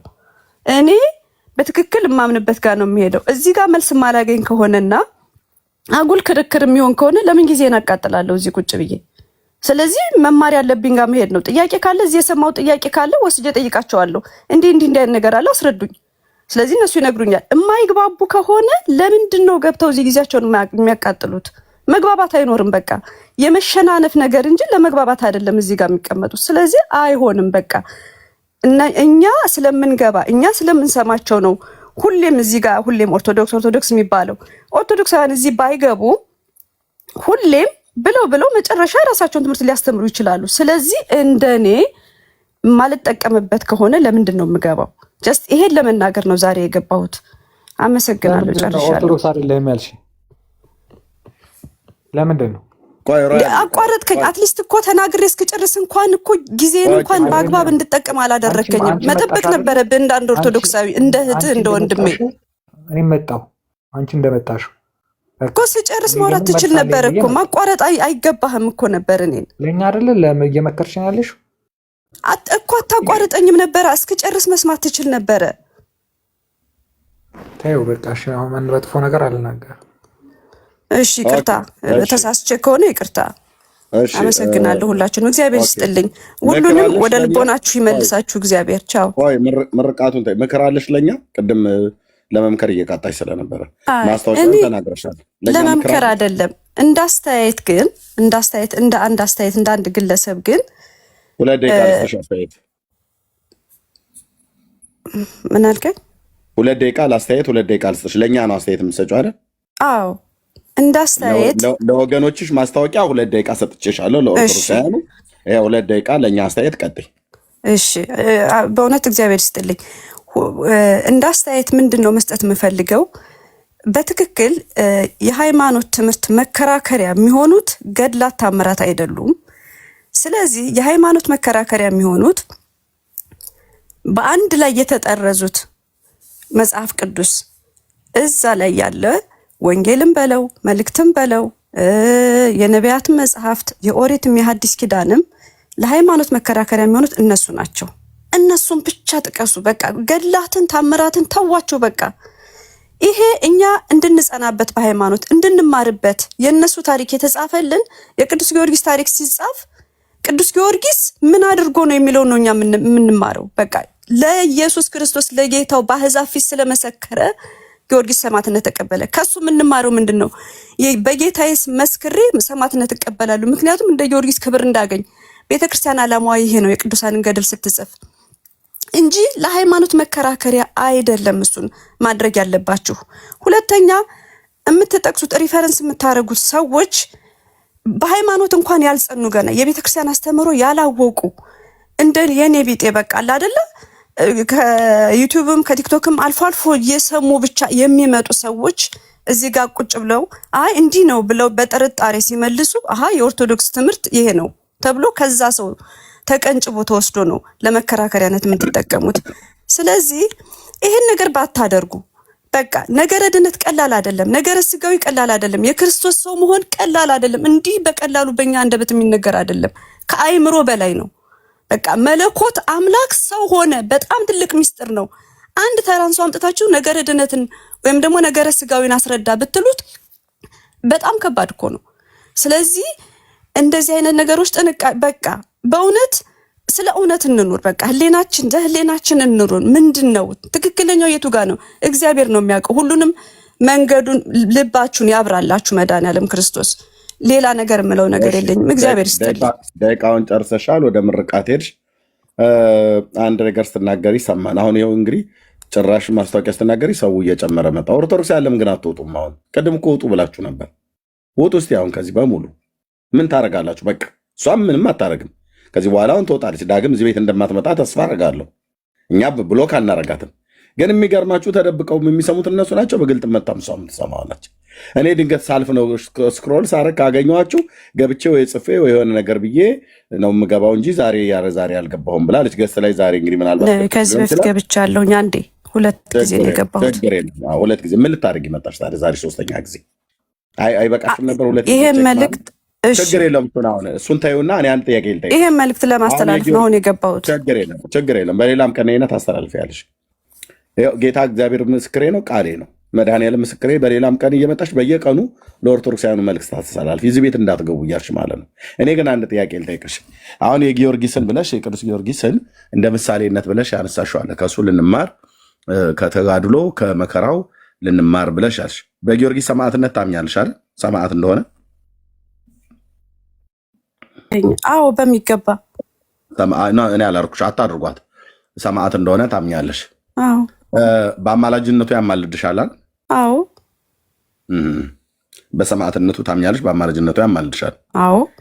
ጊዮርጊስ በምን ላይ ተቀምጦ ነበር ጠላቶቹን የተዋጋው? ጠላቶቹን የትኞቹን ጠላቶቹን? ወታደር በነበረ ጊዜ ወይስ በአሕዛብ ፊት ሲናገር? 70 ነገስታትን የተዋጋው በምን ላይ ተቀምጦ ነበር? በምንም ላይ ተቀምጦ አይደለም። ስጋ ለብሷል። እንደ ሰው መከራ እየተቀበለ ነው የተዋጋቸው። የሚቀመጥበት እጁ ላይ ጦር ይዞ ደራገንን የወጋው ምን ላይ ሆኖ ነበር? እሱ ገና ወደ ሰማዕትነት ሳይመጣ ስለ ክርስቶስ ገና መመስከር በአሕዛብ ፊት ሳይጀምር ገና ወታደር እየነበረ ጊዜ የንጉሱ ልጅ ምን ላይ ነበር የተቀመጠው ነው ያልኩሽ? ፈረስ ላይ። ፈረሱ ነጭ ፈረስ ነው አይደል? አዎ። በፈረሱ ውስጥ ታምኛለሽ? በፈረሱ ማለት በፈረሱና ጊዮርጊስ ተቀምጦበት የነበረው ይጋልበው የነበረው ከቦታ ቦታ ይንቀሳቀስበት የነበረውን ፈረስ ታምኘዋለሽ? በምኑ ነው ማምነው? እሱን ራሱ ፈረሱና ምታምኝ ጊዮርጊስን ታምኘዋለሽ? ምንድነው ብዬ ነው ማምነው? ፈረሱን ቆይ ምንድነው ብዬ ልመነው? ያድናል ብለሽ ነው? ፈረሱ እንዴት ነው ያድናል ብዬ ማምነው? አታምኝም ወይስ ታምኛለሽ? ፈረስ እንዴት ያድናል? እሺ እንደውም ከፈረሱ ጭራውን ታምኘዋለሽ? አታምኝም? የፈረሱን ጭራ አሁን ምን ልትል እንደሆነ ገብቶኛል። ልመልስልህና ልጨርስ። ምንድነው ልል የፈለግኩት? ምንድነው ማለት የፈለግከው? ቆይሽ አንድ ጥያቄ ልጠይቅህ። አይ ኖ ምንድነው ለማለት የፈለግኩት? ቅዱስ ጳውሎስና ጴጥሮስ ሲያልፉ ጥላቸው ድውይን ይፈውስ ነበር። በጥላቸው ታምናለህ ወይስ በጴጥሮስ አማላጅነት ታምናለህ? መልስልኝ። ይሄን ጥያቄውን በጥያቄ ነው መልስልህ። እኔን የሚዩት ያደረግኩሽ እኔ ምን እንደምል እቺ እህት መድኃኒዓለም ነኝ እያለች ነው፣ አምላክ ነኝ እያለች ነው፣ የልብህን አውቃለሁ፣ ምን ልታወራ እንዳለ የልብህን አንብቤዋለሁ እያለች ነው፣ የሴት እግዚአብሔር ነኝ እያለች ነው። ምን እንደምል ያወቅሽውን ለህዝብ ተናገሪ፣ ማይኩን ከፍተሽ። አውቄዋለሁ ምን ልትል እንደሆነ ብለሻል። ምን ነበር ልል ያልኩት? ገና ካፌ አላወጣሁትም። ቀጥይ። ልትናገር የነበረ ሰዎችን ይላል። አይ በመንትንም ሳይሆን የተናገሩትን ሳይሆን ሊናገሩ ያልቻሉትን ነገር አዳምጠው። እውነቱ ያለው እሱ ጋር ነው ስለሚል ምን ነበር ልል የፈለኩት? ልመልስልህ። ከአንደበቴ ያላወጣሁትን አንቺ ያወቅሽውን ነገር ለህዝቡ ተናገሪ። ልመልስልህ። ያው ኦርቶዶክሶች ፈረስ ያድነናል ጭራውን ሲነካን ተፈወስን ወይም ምን አሉ ነው፣ ሌላ ነገር አይደለም እኮ የምታወራው። አያቸው አሁን እቺ እህት ዋሸች ማለት ነው። እኔ አሁን እንደዚህ ልል ጌታ ኢየሱስ ምስክሬ ነው፣ በፍጹም አላምንም፣ አላልኩምም፣ አላሰብኩም። አሁን እቺ እህት ዋሻለች ማለት ነው።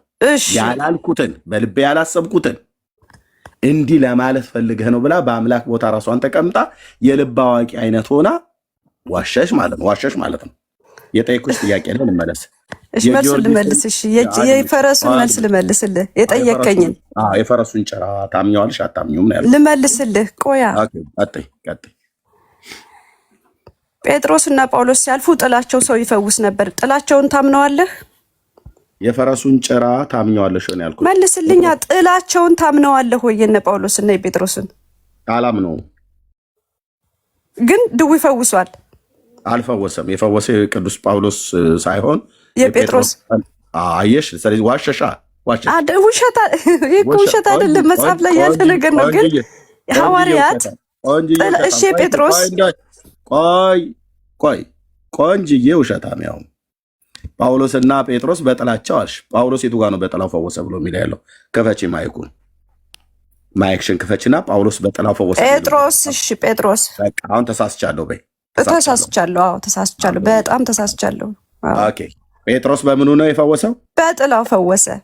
እሺ ጥላውን ታምነዋለህ? አድምጭ። አላምንም እኮ አልኩሽ እኔ አላምንም። በቃ ስለዚህ ግን ጥላው ሰው ፈውሷል። አትጩይ፣ ቆይ አትጩይ፣ ተረጋጊና አውሪ፣ ኦኬ ጴጥሮስ ጥላዬ ይፈውሳል፣ ሰዎችን አምጡና ጥላዬ ጋር አስቀምጡ ብሏቸው ነው ሰዎቹ አምጥተው ያስቀመጡት አይደለም? እሺ ጴጥሮስ ጥላዬ ያድናል ሳይሆን ብሎ የሚለው ማን ያድናል እያለ ነበር የሚሰብከው የነበረው ጴጥሮስ። ማን ነው ያድናል ብሎ የሚለው? ኢየሱስ ክርስቶስ ያድናል። አለቀ። ስለዚህ ጴጥሮስ የኔ ጥላ ያድናል ብሎ ሰብኮም አያውቅም። በጴጥሮስ ጥላም ደግሞ እመኑ ተብሎ አልተጻፈልንም። ሰዎች ግን የእግዚአብሔር አገልጋይ እንደሆነ የጌታ መንፈስ ያለበት የጌታ ሐዋርያ እንደሆነ ስለሚያውቁ በእጆቻቸው ተአምራቶች ይደረጉ ስለነበረ ሰዎች የታመሙ ሰዎች አምጥተው ጴጥሮስ በሚያልፍበት አቅጣጫ አድርገው ድውያንን በወሰካ አድርገው አምጥተው ያስቀምጡ ነበር። የጴጥሮስም ጥላ ሲነካቸው ይድኑ ነበር ይላል። ይህን ታምር በጴጥሮስ ላይ ሆኖ የሰራው ማን ነው? እግዚአብሔር ነው። አለቀ። የጊዮርጊስን ፈረስ ጭራ ታምኘዋለሽ? አታምኚውም? አላምነውም። አታምኚም። ቤተክርስቲያኒቱ ግን እንደዚህ ብላ ጽፋለች። በሱ ጭራ እመኑ ነው ያለችው ወይስ ደግሞ በሱ ጭራ ተፈወሰ? በሱ ጭራ እመኑ ብላ የጻፈችውን አሁን ይኸው ካሜራ ልከፍት ነው። ጠብቀኝ እህት ዓለም። ይህ እንደዚህ ነው ቀስ እያለን የምናወጋው ማለት ነው። እና ፋንድያውም እየተፈለገ ነው ገና ሲገኝ ተነግራችኋለች። ይኸውልህ የነገርኩ ምንድን መሰለህ፣ አሁን መጽሐፉን ላሳይና ከዛ ታወሪያለሽ። እንዴት መሰለ ብለሽ አትበይ፣ እኔ ገና ሳላሳይሽ ማለት ነው። የፈለከውን መጽሐፍ አውጥተህ አንብብ። እኔ እንዳትገቡ እዚህ ፔጅ ብዬ ያተናገርኩት እኔ አንተ ጋር እዚህ ልከራከር ሳይሆን ልወጣ ነው። ስለዚህ እግዚአብሔር ይስጣችሁ፣ እድሜ ይስጣችሁ። ኦኬ ቆይ እንጂ እንዴ የጭራውማ የፈረሱን ጭራማ ላሳይሽ። ኦኬ ወጣሽ አይደል? እዛው ፋንድያሽን አምጥተው ያበሉሻል ማለት ነው። ኦኬ እንዲህ ነው የእግር እሳት የምንሆንባችሁ ማለት ነው። በመረጃ ያ የጊዮርጊስ የፈረሱ ጭራ እመኑ ብላ ተማጸኑበት ብላ ቤተክርስቲያንሽ ጽፋለች። ፋንድያውን እየፈለገችልሽ ነው። ኦኬ አዎ ያ እዚህ ተጽፎልሻል እህት ዓለም።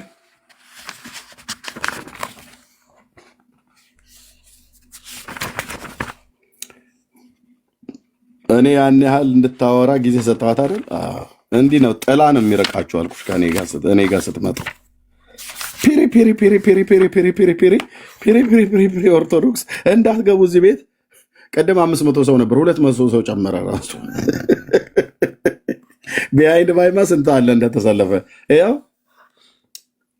ቤተክርስቲያንሽ በቦታው ስለሚገኙ የቅዱሳን አጽም ብላ ባለችበት ክፍል ላይ መጽሐፈ ጤፉት ገጽ 214 ላይ በጊሼን ደብረ ከርቤ የታተመ መጽሐፍት ላይ በደብሩ ከዛ ከመጡት ውስጥ ዳግመኛ በዓላቸውን ታከብሩ፣ ዝክራቸውንም ተዘክሩ፣ ትማጸኑባቸው ዘንድ እነዚህን ሁሉ አምጥተናል ብላ ትላለች። ከወርቅ ሳጥን ውስጥ ከተለበጠው እዛ ተቀምጧል ብላ ትላለች። አጽማቸው የሰዎች አጥንት ማለት ነው። ከዛ ጋር መስቀሉ አለ። የመጣው የቅዱሳን አጽም ዝርዝር ይላል። አንድ ማዕት አጥንት ጭና አምጥታላለች ከውጭ። የመጀመሪያዋ አጥንት የማርያም የጌታ እናት ማርያም እናት የሐና አጽም መጥቷል። የሐና አጽም ኦኬ፣ የሐናን አጽም አምጥታለች ቤተክርስቲያኒቱ ማለት ነው። የሐና አጽም መጥቷል ማለት ነው። የማን? የማርያም እናት የሐና አጽም። ተባረኪ እህቴ ሰብለ ነሽ የምትባዩ ለወንድምነት ለብሩኬ ጊፍት ስለሰጠሽ ቴንክ ዩ፣ ጸጋ ይብዛልሽ። ኦኬ የሐናን አጽም አምጥቻለሁ ብላለች። አጥንት መጥቷል ማለት ነው። አጥንት አንድ ቁጥር። የበርተሎሜዎስም አጥንት መጥቷል ኢትዮጵያ ውስጥ ምን ለማድረግ? የጊዮርጊስም አጽም መጥቷል። ይህም ብቻ አይደለም፣ የፈረሱም ጭራ ጭምር መጥቷል። ምን ሊደረግበት? በዓላቸውን እንድታከብሩ፣ ዝክራቸውን እንድትዘክሩ፣ እንድትማጸኑባቸው።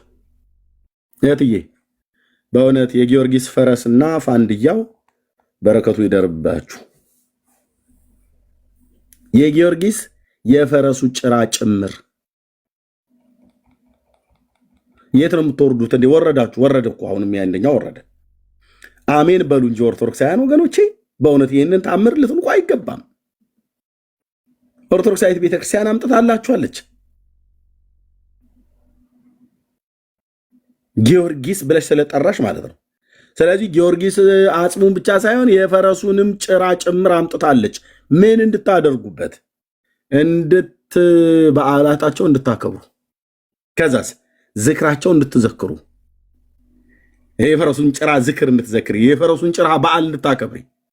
የፈረሱ ጭራ መቼ ነው የሚውለው ብለሽ ነው ቤተክርስቲያን መጠየቅ ያለብሽ። ከዛስ በፈረሱ ጭራ እንድትማጸኝበት አምጥታለች ቤተክርስቲያኒቱ። በእውነት ፋንድያው እየተፈለገ ነው። ኮቴው ሰሜን ሸዋ አለ። የጊዮርጊስ የፈረሱ ኮቴ የረገጠው ተብሎ ሰሜን ሸዋ ላይ አለ በስርዓት ህዝቤ እየሄደ የሚያፈነድድበት ማለት ነው። ግልጽ አይደለም? እንደ አማርኛ ግልጽ ነው።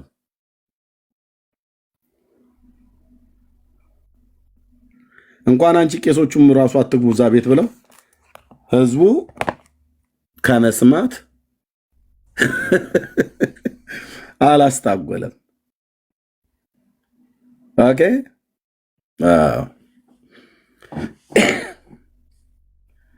አዎ። እና መጥቶላችኋል የሰዎች አጥንት ስም ዝርዝር። የማርያም የሐና እናት የማርያም አጥንት መጥቷል። እንድትማጸኑበት በሐና አጽም ዝክሯ እንድትዘክሩ፣ በዓሏ እንድታከብሩት፣ እንድትማጸኑበት፣ እንድትጸልዩበት ማለት ነው። የበርተሎሜዎስም አጽም ከሐዋርያቱ የጊዮርጊስ አጽም መጥቶላችኋል። የጊዮርጊስ አጽም እኮ ደቀቀ፣ ተፈጨ፣ ይድራስ ተራራ ላይ ተበተነ እኮ ብላ እኮ የምትናገር ቤተክርስቲያን እንደገና ደግሞ ኢትዮጵያ መጥተዋል ብላ ትላለች።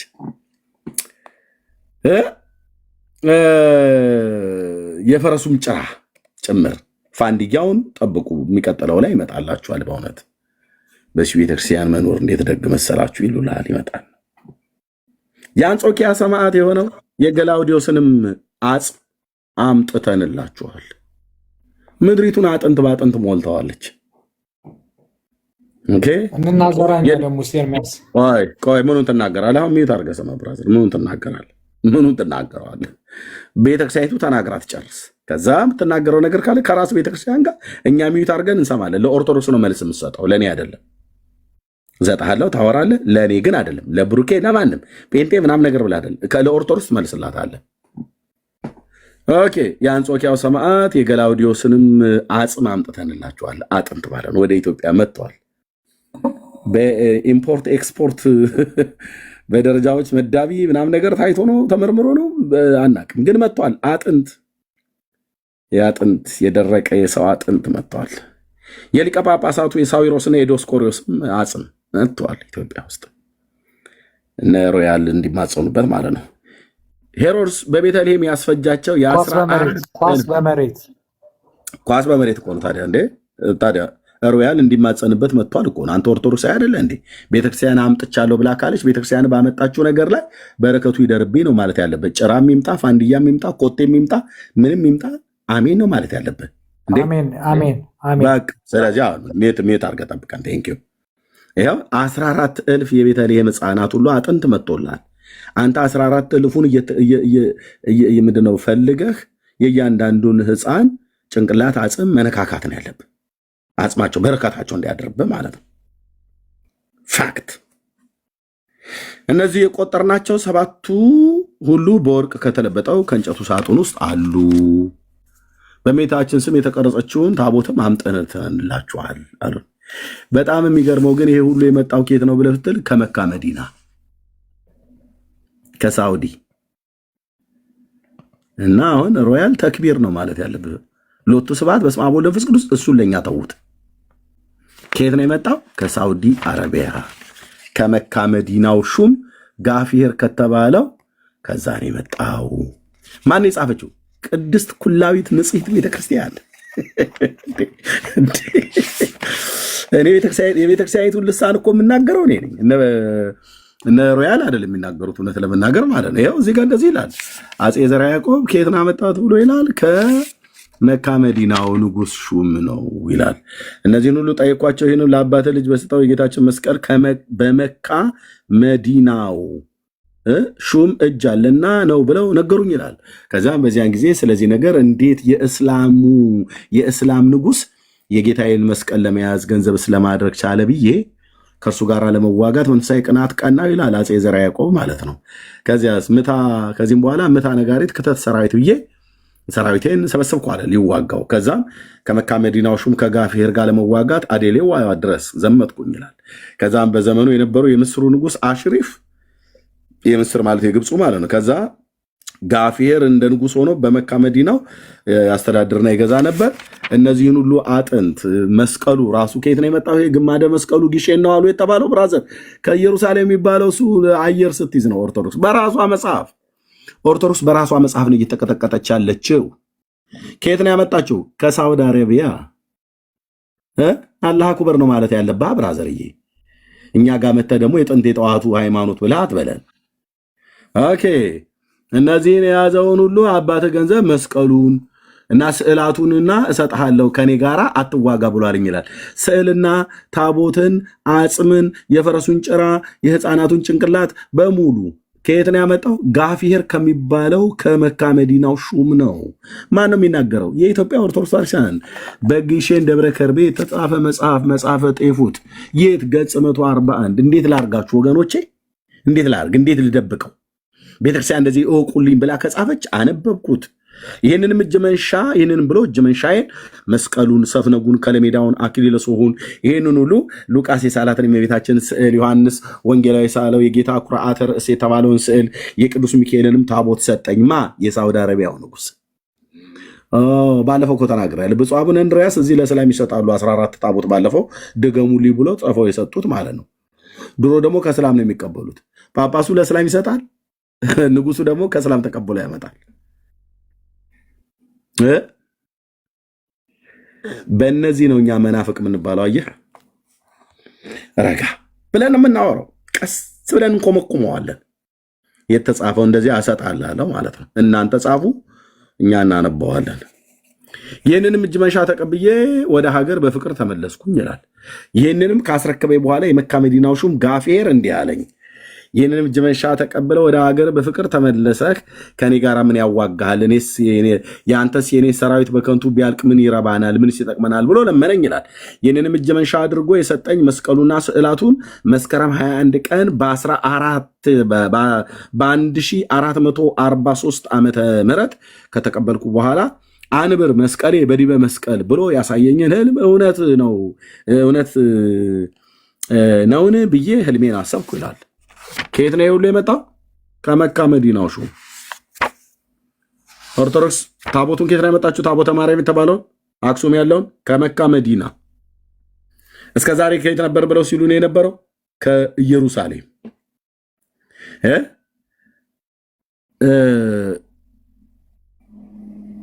ካዩኝ እስቃለሁ፣ ካላዩኝ እሰርቃለሁ አይነት ነገር የሚባል አይነት ነገር አለ አይደል? ከጠይቃቸው ክብረ ነገሥት በሚባለው መጽሐፍት ላይ ታቦተ ጽዮን የመጣችው በሰለሞን ዘመነ መንግስት ነው ይላል። እጅግር የሌለው ታሪክ ሊያገናኙ ፈልገው፣ እኔ ፊት ግን አትደፍሯትም። እሷን ታሪክ እናቱ የወለደችው ኦርቶዶክሳዊ እሷን ታሪክ እኔ ፊት መጥቶ አይደፍራትም። ጉራ አይደለም ወንድሞቼ እናቶቼ፣ ጉራ አይደለም። እኔ ፊት እሱን ታሪክ መጥቶ እውነት የሚያደርግ ሰለሞን በሰለሞን ዘመነ መንግስት ሳባ ንግስት ወልዳለት ምናምን ብለም እሱን ተረት እኔ ጋ አታወራውም። መጽሐፍቶችን አምጥቼ 6 መጽሐፍት ፊት ለፊት አስቀምጥልሃለሁ። ገድለ ላሊበላ፣ ገድለ ተክለ ሃይማኖት፣ ድርሳነ ጽዮን፣ ክብረ ነገሥት እና መጽሐፈ ጤፉት። ይሄ ራሱ ይናገራል። እና የኢትዮጵያ ታሪክ አምጥቼ 6ቱን መጽሐፍ አስቀምጥልና ነፍስ ከስጋ እስኪሰቃይ ድረስ ከአንደኛው መጽሐፍ ወደ ሌላኛው መጽሐፍ ወስዳለሁ። እርስ በርስ እንዴት ታሪካችሁ እንደሚጣላ ግን አንድ ሰው የመጣ የለም። በዚህ 10 ዓመት ውስጥ አንድ ሰው ኤርሚቶ እባክህ የምልህ እሱ ታቦቱ እኛ ብዙ እንትን እናውራ ምን ነው በሰላም አይደለም ታወራለህ። እኔ ጨርሳለሁ። እንደዚህ እንዳትል ኦኬ። ካልሆነ ትወርዳለህ። እሰጣለሁ። በገዛ ቤቴ ደግሞ እንደ መተህ እንትን ትላለህ እንዴ? ስንት ጊዜ እኮ ሰጥቻለሁ። ምንም ብታወራ እኮ አርቲ ቡርቲ የምታወራው ሮያል ምንም አርቲ ቡርቲ ያልኩ ምንም መረጃ መነሻ መድረሻ የሌለው ወሬ ልታወራ ነው። መጽሐፉን አታውቅም። አርቲ ቡርቲ ምንድን ነው? አላውቅም። አርቲ ቡርቲ ማለት ምንም መረጃ የሌለው ማለት ነው። ምክንያቱም አሁን እሺ መልስልኝ። እሺ ከሳውዲ አረቢያው ከጋፌር እጅ ነው የመጣው ታቦቱም ጽላቱም ስዕላቱም የጊዮርጊስም ማጽን እና የፈረሱም ጭራ እንድትማጸንበት አምጥታለች። መልስልኝ ፈጠን አድርገህ 19 ጊዜ አስቸኮልከኝ አይደል? እኔ እንግዲህ ያጠፋሁት አሁን ስሙ እንግዲህ ሮያል ሲመልስልኝ በልቶሎ በል መልስልኝ ፈጠን አድርገህ ህዝቡም ደክሟል። የጊዮርጊስ የፈረሱ ጭራ መጥቷል። የፈረሱ ጭራ ይደርብህና ያው ፈንድያው እስኪገኝ ድረስ በፈረሱ ጭራ አሜን። በቃ እንዴት ነው እሱን ነገር በጭራው ታምናለህ አይደል?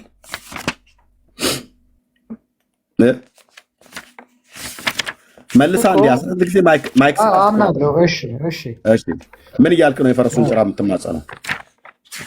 የፈረሱን ጭራ የምማጸነው ጴንጤዎችን እንድቅ አድርግልኝ እያልኩ ነው። እና ምን ብሎ ይመልስልሃል? የፈረሱ ጭራ አንቃቸዋለሁ አይደል? ክርስቶስን ስለማያምን አንቃቸዋለሁ ይለኛል። አንቃቸዋለሁ እያለ ከጭራ ጋር ታወራለህ አይደል?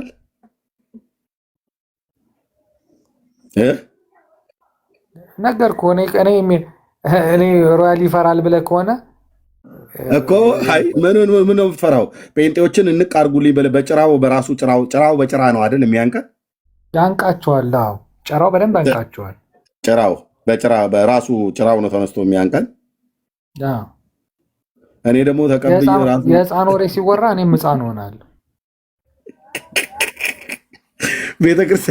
ቤተክርስቲያን የጻፈችው የህፃን ጽሁፍ ነው። አንተም የመጣው ህፃን ነው፣ የምታወራውም የህፃን ነው። ቤተክርስቲያኒቱም አንተም ማለት ነው። እኔ ልጠይቅ የገባሁት መሰረተ ክርስቶስ ግብረ ሰዶም የምን መሰረተ ክርስቶስ ናዚ ፋንድያውና ጭራው ላይ ጭራውን መሰረተ ክርስቶስ ግብረ ደስ ኦኬ። ስለዚህ አንዱ አንተ ነው መሰለኝ ማለት ነው። ሰዶማዊ ያልክ እንግዲህ አንዱ ወደ አንተ ገብተህበታል ይመስለኛል። እታችሁ ረድ ኦኬ።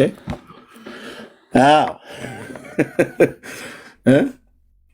ይሄንን ጭራና የጊዮርጊስ አጽም መጣል የተባለ አንድ መዓት አጥንት ሰብስበህ መሰረተ ክርስቶስ ብለህ ብትል መሰረተ ክርስቶስ የኛ ናት። እንዲህ አይነት ነውራም ነገር አትቀበልም ብራዘርዬ። ኦኬ አዎ በእሱ አቅጣጫም ቢሆን መጽሐፍ ብገልጥልህ የዘመናት ጉድህን ነው የምዘከዝከው።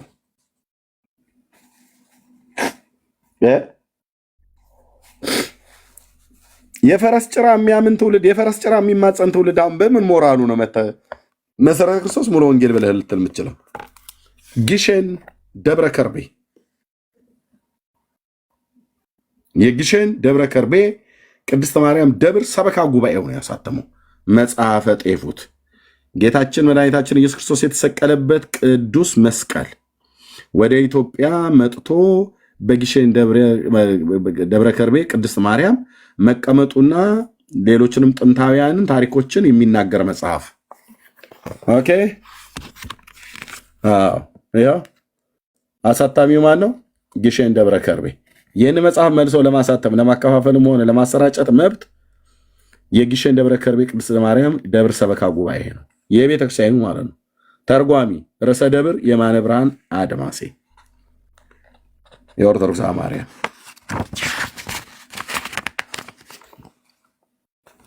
ኦኬ ብፁዕነታቸው ይኸው እዚህ ብፁዖቹ ፎቶ የአህጉረ ስብከቱ ሊቀ ጳጳስ ብፁዕ አቡነ አትናቴዎስ እኙት፣ የደብሩ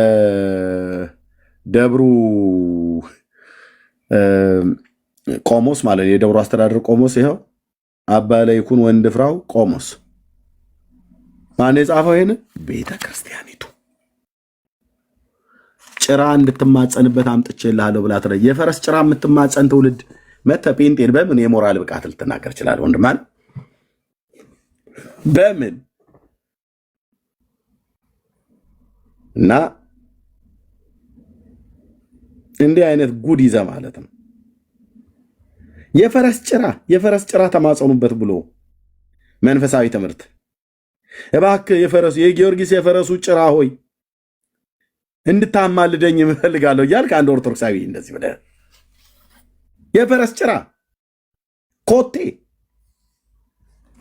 ኮቴውን ማን ነው የጊዮርጊስ የፈረሱ ኮቴ የሚባለውን ወንድምነት እሱን ቪዲዮ ካለ አምጣው እስቲ። የጊዮርጊስ የፈረሱ ኮቴ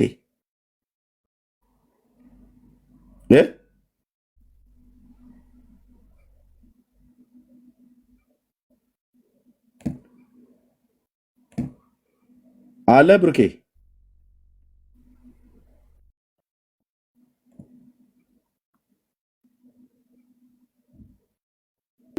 ከሌለ ልክልሃለሁ። እርሜ ኦኬ ላኪ ውስጥ ዱራ አለ። ይሄው ሙት ከፍቷል። እርሜ አለ ብሩኬ ያጽሞቹ ነው ኖ የፈረሱ ጊዮርጊስ የፈረሱ ኮቴው ሰሜን ሸዋ ላይ ያለው በነካካ እጅ ጭራዋንም ይዟት ይምጣ። ጭራውን እና ኮቴው ቤተክርስቲያኒቱ ራሷ ኦፊሻሊ ህዝቡ እንዲሰግድለት፣ እንዲያመልክለት፣ እንዲማጸንለት ይደረጋል። ፋንድያው እየተፈለገ ነው። ብዙ ኢትዮጵያ ውስጥ ብዙ ፋንድያ ስላለ እሱ እየተፈለገ ነው። ምንም አትጠራጠር። በጥብጣ ያጠጧቸዋል ከበረከቱ ብለው ማለት ነው። ቃሌን ማወራ መስሎ ነው። እግዚአብሔር እኛ ከስንት ነው የታደገን? ኦኬ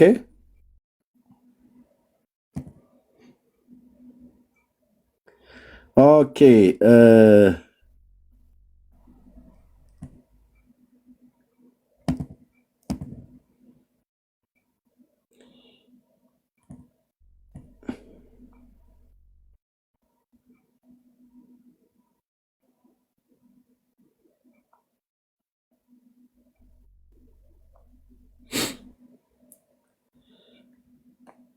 ይሄ ማለት ነው።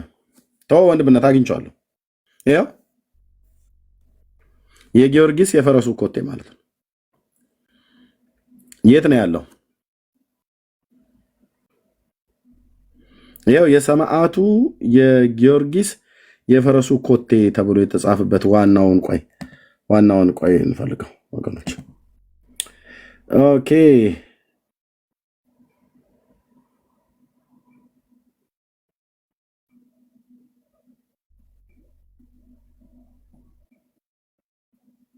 ኦኬ ቦታው አለ በስርዓት ታጥሮ ሰሜን ሸዋ ላይ አለ። ወንድምነት ቆይ ቪዲዮም ካለ እስኪ ላኪ። አለ ቪዲዮ ነው የሆነ ቦታ ላይ አስቀምጫለሁ ግን ኦኬ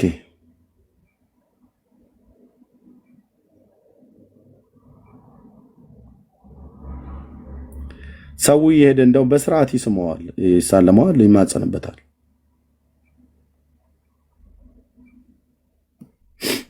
ኦኬ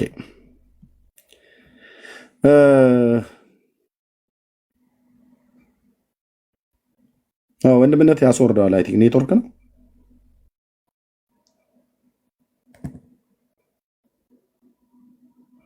ወንድምነት እንኳን ደህና መጣ።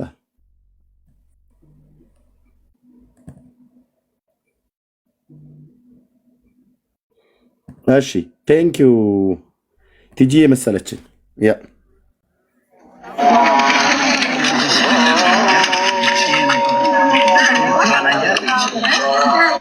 ያው እዩት፣ ጽሑፉ ይታያቸዋል።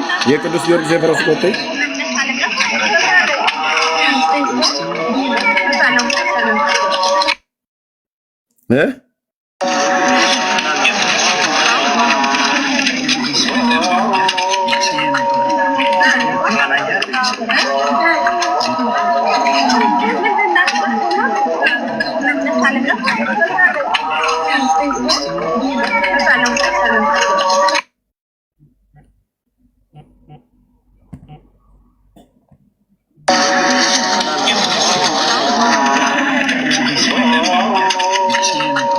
ዋሸን።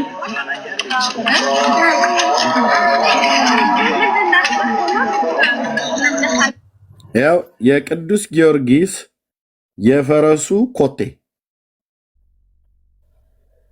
ያው የኦርቶዶክስ ተዋሕዶ ቤተክርስቲያን ምዕመና እየሄዱ ቤተክርስቲያኒቱ በስርዓት የምታውቀው ካህናቱ ሄደው የባረኩት ኮቴ ማለት ነው። ታው አደውሉ። ማን ነው የሚደውለው እዚህ?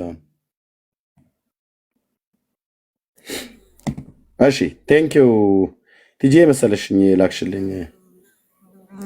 እሺ የትኛው ላክሽልኝ? ኦኬ ራሱ ነው ይሄ ላኩልህ። እንትን አይ ኮቴው አይደለም፣ በወፍ ድምፅ የሚወጣ ጸበል ነው። ኦኬ በወፍ ድምፅ የሚወጣ ጸበል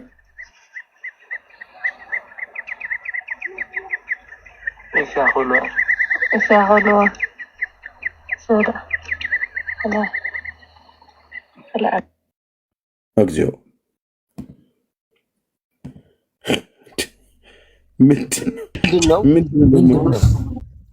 ምንድነው ደግሞ ይዘሽብን የመጣችው? ቆይ ራሄልዬም ለካ እዚህ ጋር ልካልኝ ነበረ። ቆይ የቅድሙ ማለት ነው ያ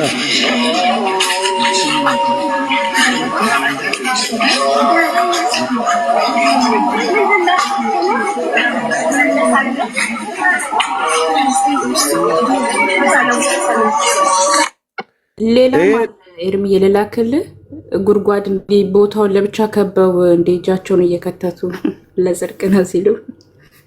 አይ ነው አሁን የጊዮርጊስ ፈረስ ኮቴው ነው የተፈለገው። ኮቴው ያ እሱ ነው እኮ። ሌላም ልፍልስጥ የጊዮርጊስ ኮቴው ደግሞ ለመረጃ አለን በደንብ። እሺ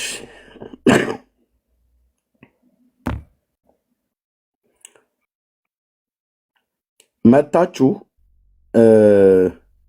ይሄን እናምናለን ይሄን እንደዚህ እንላለን ብላችሁ የምትሉትን ስትጠየቁ እንኳን የማትመልሱ መተ ጴንጤን ለመሳደብ ግን እጃችሁንም አፋችሁንም ስታነሱ በጣም ማየት ነው። ኦኬ ማየት ነው።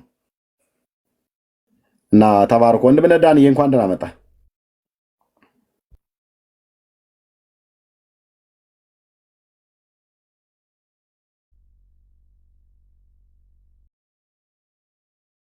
እኔ መንገድ ላይ መሰለኝ ምናልባት ለዛ ወንድምነህ ትሰማለህ? አም ሶሪ ጋይስ ማይክ መክፈት አልቻልኩም እና ትሰማለህ?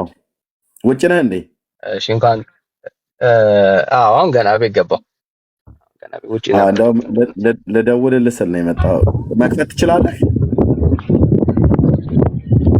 ስነ በሰዓት መቆየት እንችላለን አለ እኮ። መክፈት ትችላለህ? እችላለሁ። በቃ ከፈትና እንመጣለን። እሺ አዳመት እንደሽ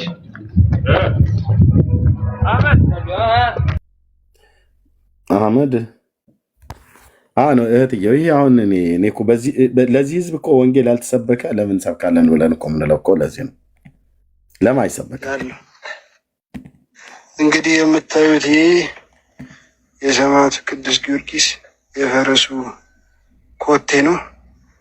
ላሳያችሁ። ምጋ ቅዱስ ዑራኤል ነው ያለው። ያው ይሄ ነው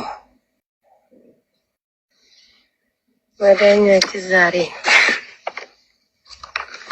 እውነት ነው። እውነት ዛሬ እንድናል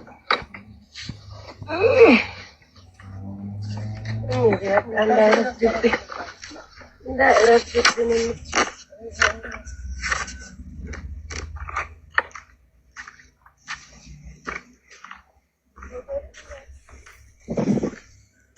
መንዙ ዑራኤል ነው። ቅዱስ ዑራኤል ምጓ ቅዱስ ዑራኤል ነው የምታዩት። በጠቅላላ ያው ቆጵሮስ ተራራ ያ ነው ቆጵሮስ። ያው ተራራ ፊት ለፊት የምታዩት እንትን ላይ ልክልሃለሁ ከፈለክ። እሺ አይጠቅማችሁም በላይ መንገድ ኤርሚ እዚህ ቦታ ላይ ሰሜን ሸዋ ነው። ወደ ጣርማ በር ማለት ነው፣ በመሀል ሜዳ በኩል ማለት ነው። እና 3 ሰዓት መንገድ ነው የእግር ጉዞ ማለት ነው ለመድረስ እዛ ስትመለስ 3 ሰዓት እና በጣም ነው የሚቆጨኝ ያ ዘመን በእውነት ነው የምላቸው። ለመሄድ 3 ሰዓት ለመመለስ 3 ሰዓት በእግር ማለት ነው 6 ሰዓት። ከዛ ይሄን ተረት ሰምተህ ትመለሳለህ። በቃ ዘር ትውልድ ተምሮልሃል ትባላለህ። ስትመለስ ሞት ነው በቃ ኃጢአት ውስጥ ነው ያለው። ኃጢአት ይከሳል። ህይወት የሌለበት የውሸት ማለት ነው። በእውነት ነው የምላችሁ። እንደዚህ አይነት ረጃጅም ጉዞዎች ነበር እጓዝ የነበረው ማለት ነው። አንደኛው ይሄ መጓ ነው። ሁለተኛው ደግሞ በጣም ረጅም ከተጓዝኩባቸው የሀብትዬ ገዳም ነው። ደብረ ሊባኖስ ተኪዶ ከደብረ ሊባኖስ 2 ሰዓት ተኩል ነው ሀብትዬ ለመድረስ የምትሄዱት ማለት ነው። ደርሶ መልስ 5 ሰዓት ማለት ነው። እሱ እዛ ገደል ውስጥ ነው አይደል? የአቡነ ሀብተ ማርያም ቪዲዮ አልልኬልህ ነበር ኤርሚ ከለላከለ አይደል? ግን ገዳሙ በርቀት ይታያል አይደል? ደብረ ሊባኖስ አካባቢ ሆኖ ላይ ዳገቱ ላይ ሆነ ገደል ውስጥ ይታያል። ዳገቱ ላይ ሆነ ገደል ውስጥ ይታያል። እኔ ቆሎ ትምህርት ቤት በነበርኩበት ሰዓት ላይ ነው የአቡነ ሀብተ ማርያም ገዳም ነው ብለው እዛ ገደል ውስጥ ማለት ነው። እንዲህ ገደሉ ራሱ እንዴት ነው የወረዳችሁት? እጅግ እኮ የሚያስፈራ እኮ ነው። በጣም የሚያስፈራ ገደል ኤርሚ። ኮቪድ የገባ ጊዜ የሎሚ እምነት ኮቪድ እንዳይዘ ያደርጋል እና ልንታጠን ሄድ ነው ማለት ነው። ኮቪድ እንዳይዘን እና ታጥኜ ነው የመጣሁት እና ስመለስ በቃ የነበረኝ በራስ መተማመን ማለት ነው ኮቪድ አይዘኝም በቃ እርግጠኛ ሆኜ ታጥኜ ነው ሎም ከዛ እምነት ተቀብዬ ነው የመጣሁት ማለት ያ ማለት ኮቪድ እንዳይዘን ነው። ቪዲዮ ልላክልህ እየቀረጽ ነው። እኔ አይጠቅማችሁም ወገኖች። ኦኬ እኛ ብናወራችሁ ሁሌ የምናወራችሁ በጌታችን በኢየሱስ ክርስቶስ እመኑ ነው። ምክንያቱም እሱ ለሰው ልጆች በደልና ኃጢአት ቤዛ ሊሆን ከሰማያት መጥቷል። በቃ አለቀ ብራዘርዬ። ደህንነታችንን ጠንቅቆ የሰራልን ቤዛነታችንን ያገኘን በእርሱ ነው። ኦኬ የኃጢአታችንን ስርየት ያገኘኑ በእሱና በእሱ ብቻ ነው። መጽሐፍት የሚነግረን ይህን ነው።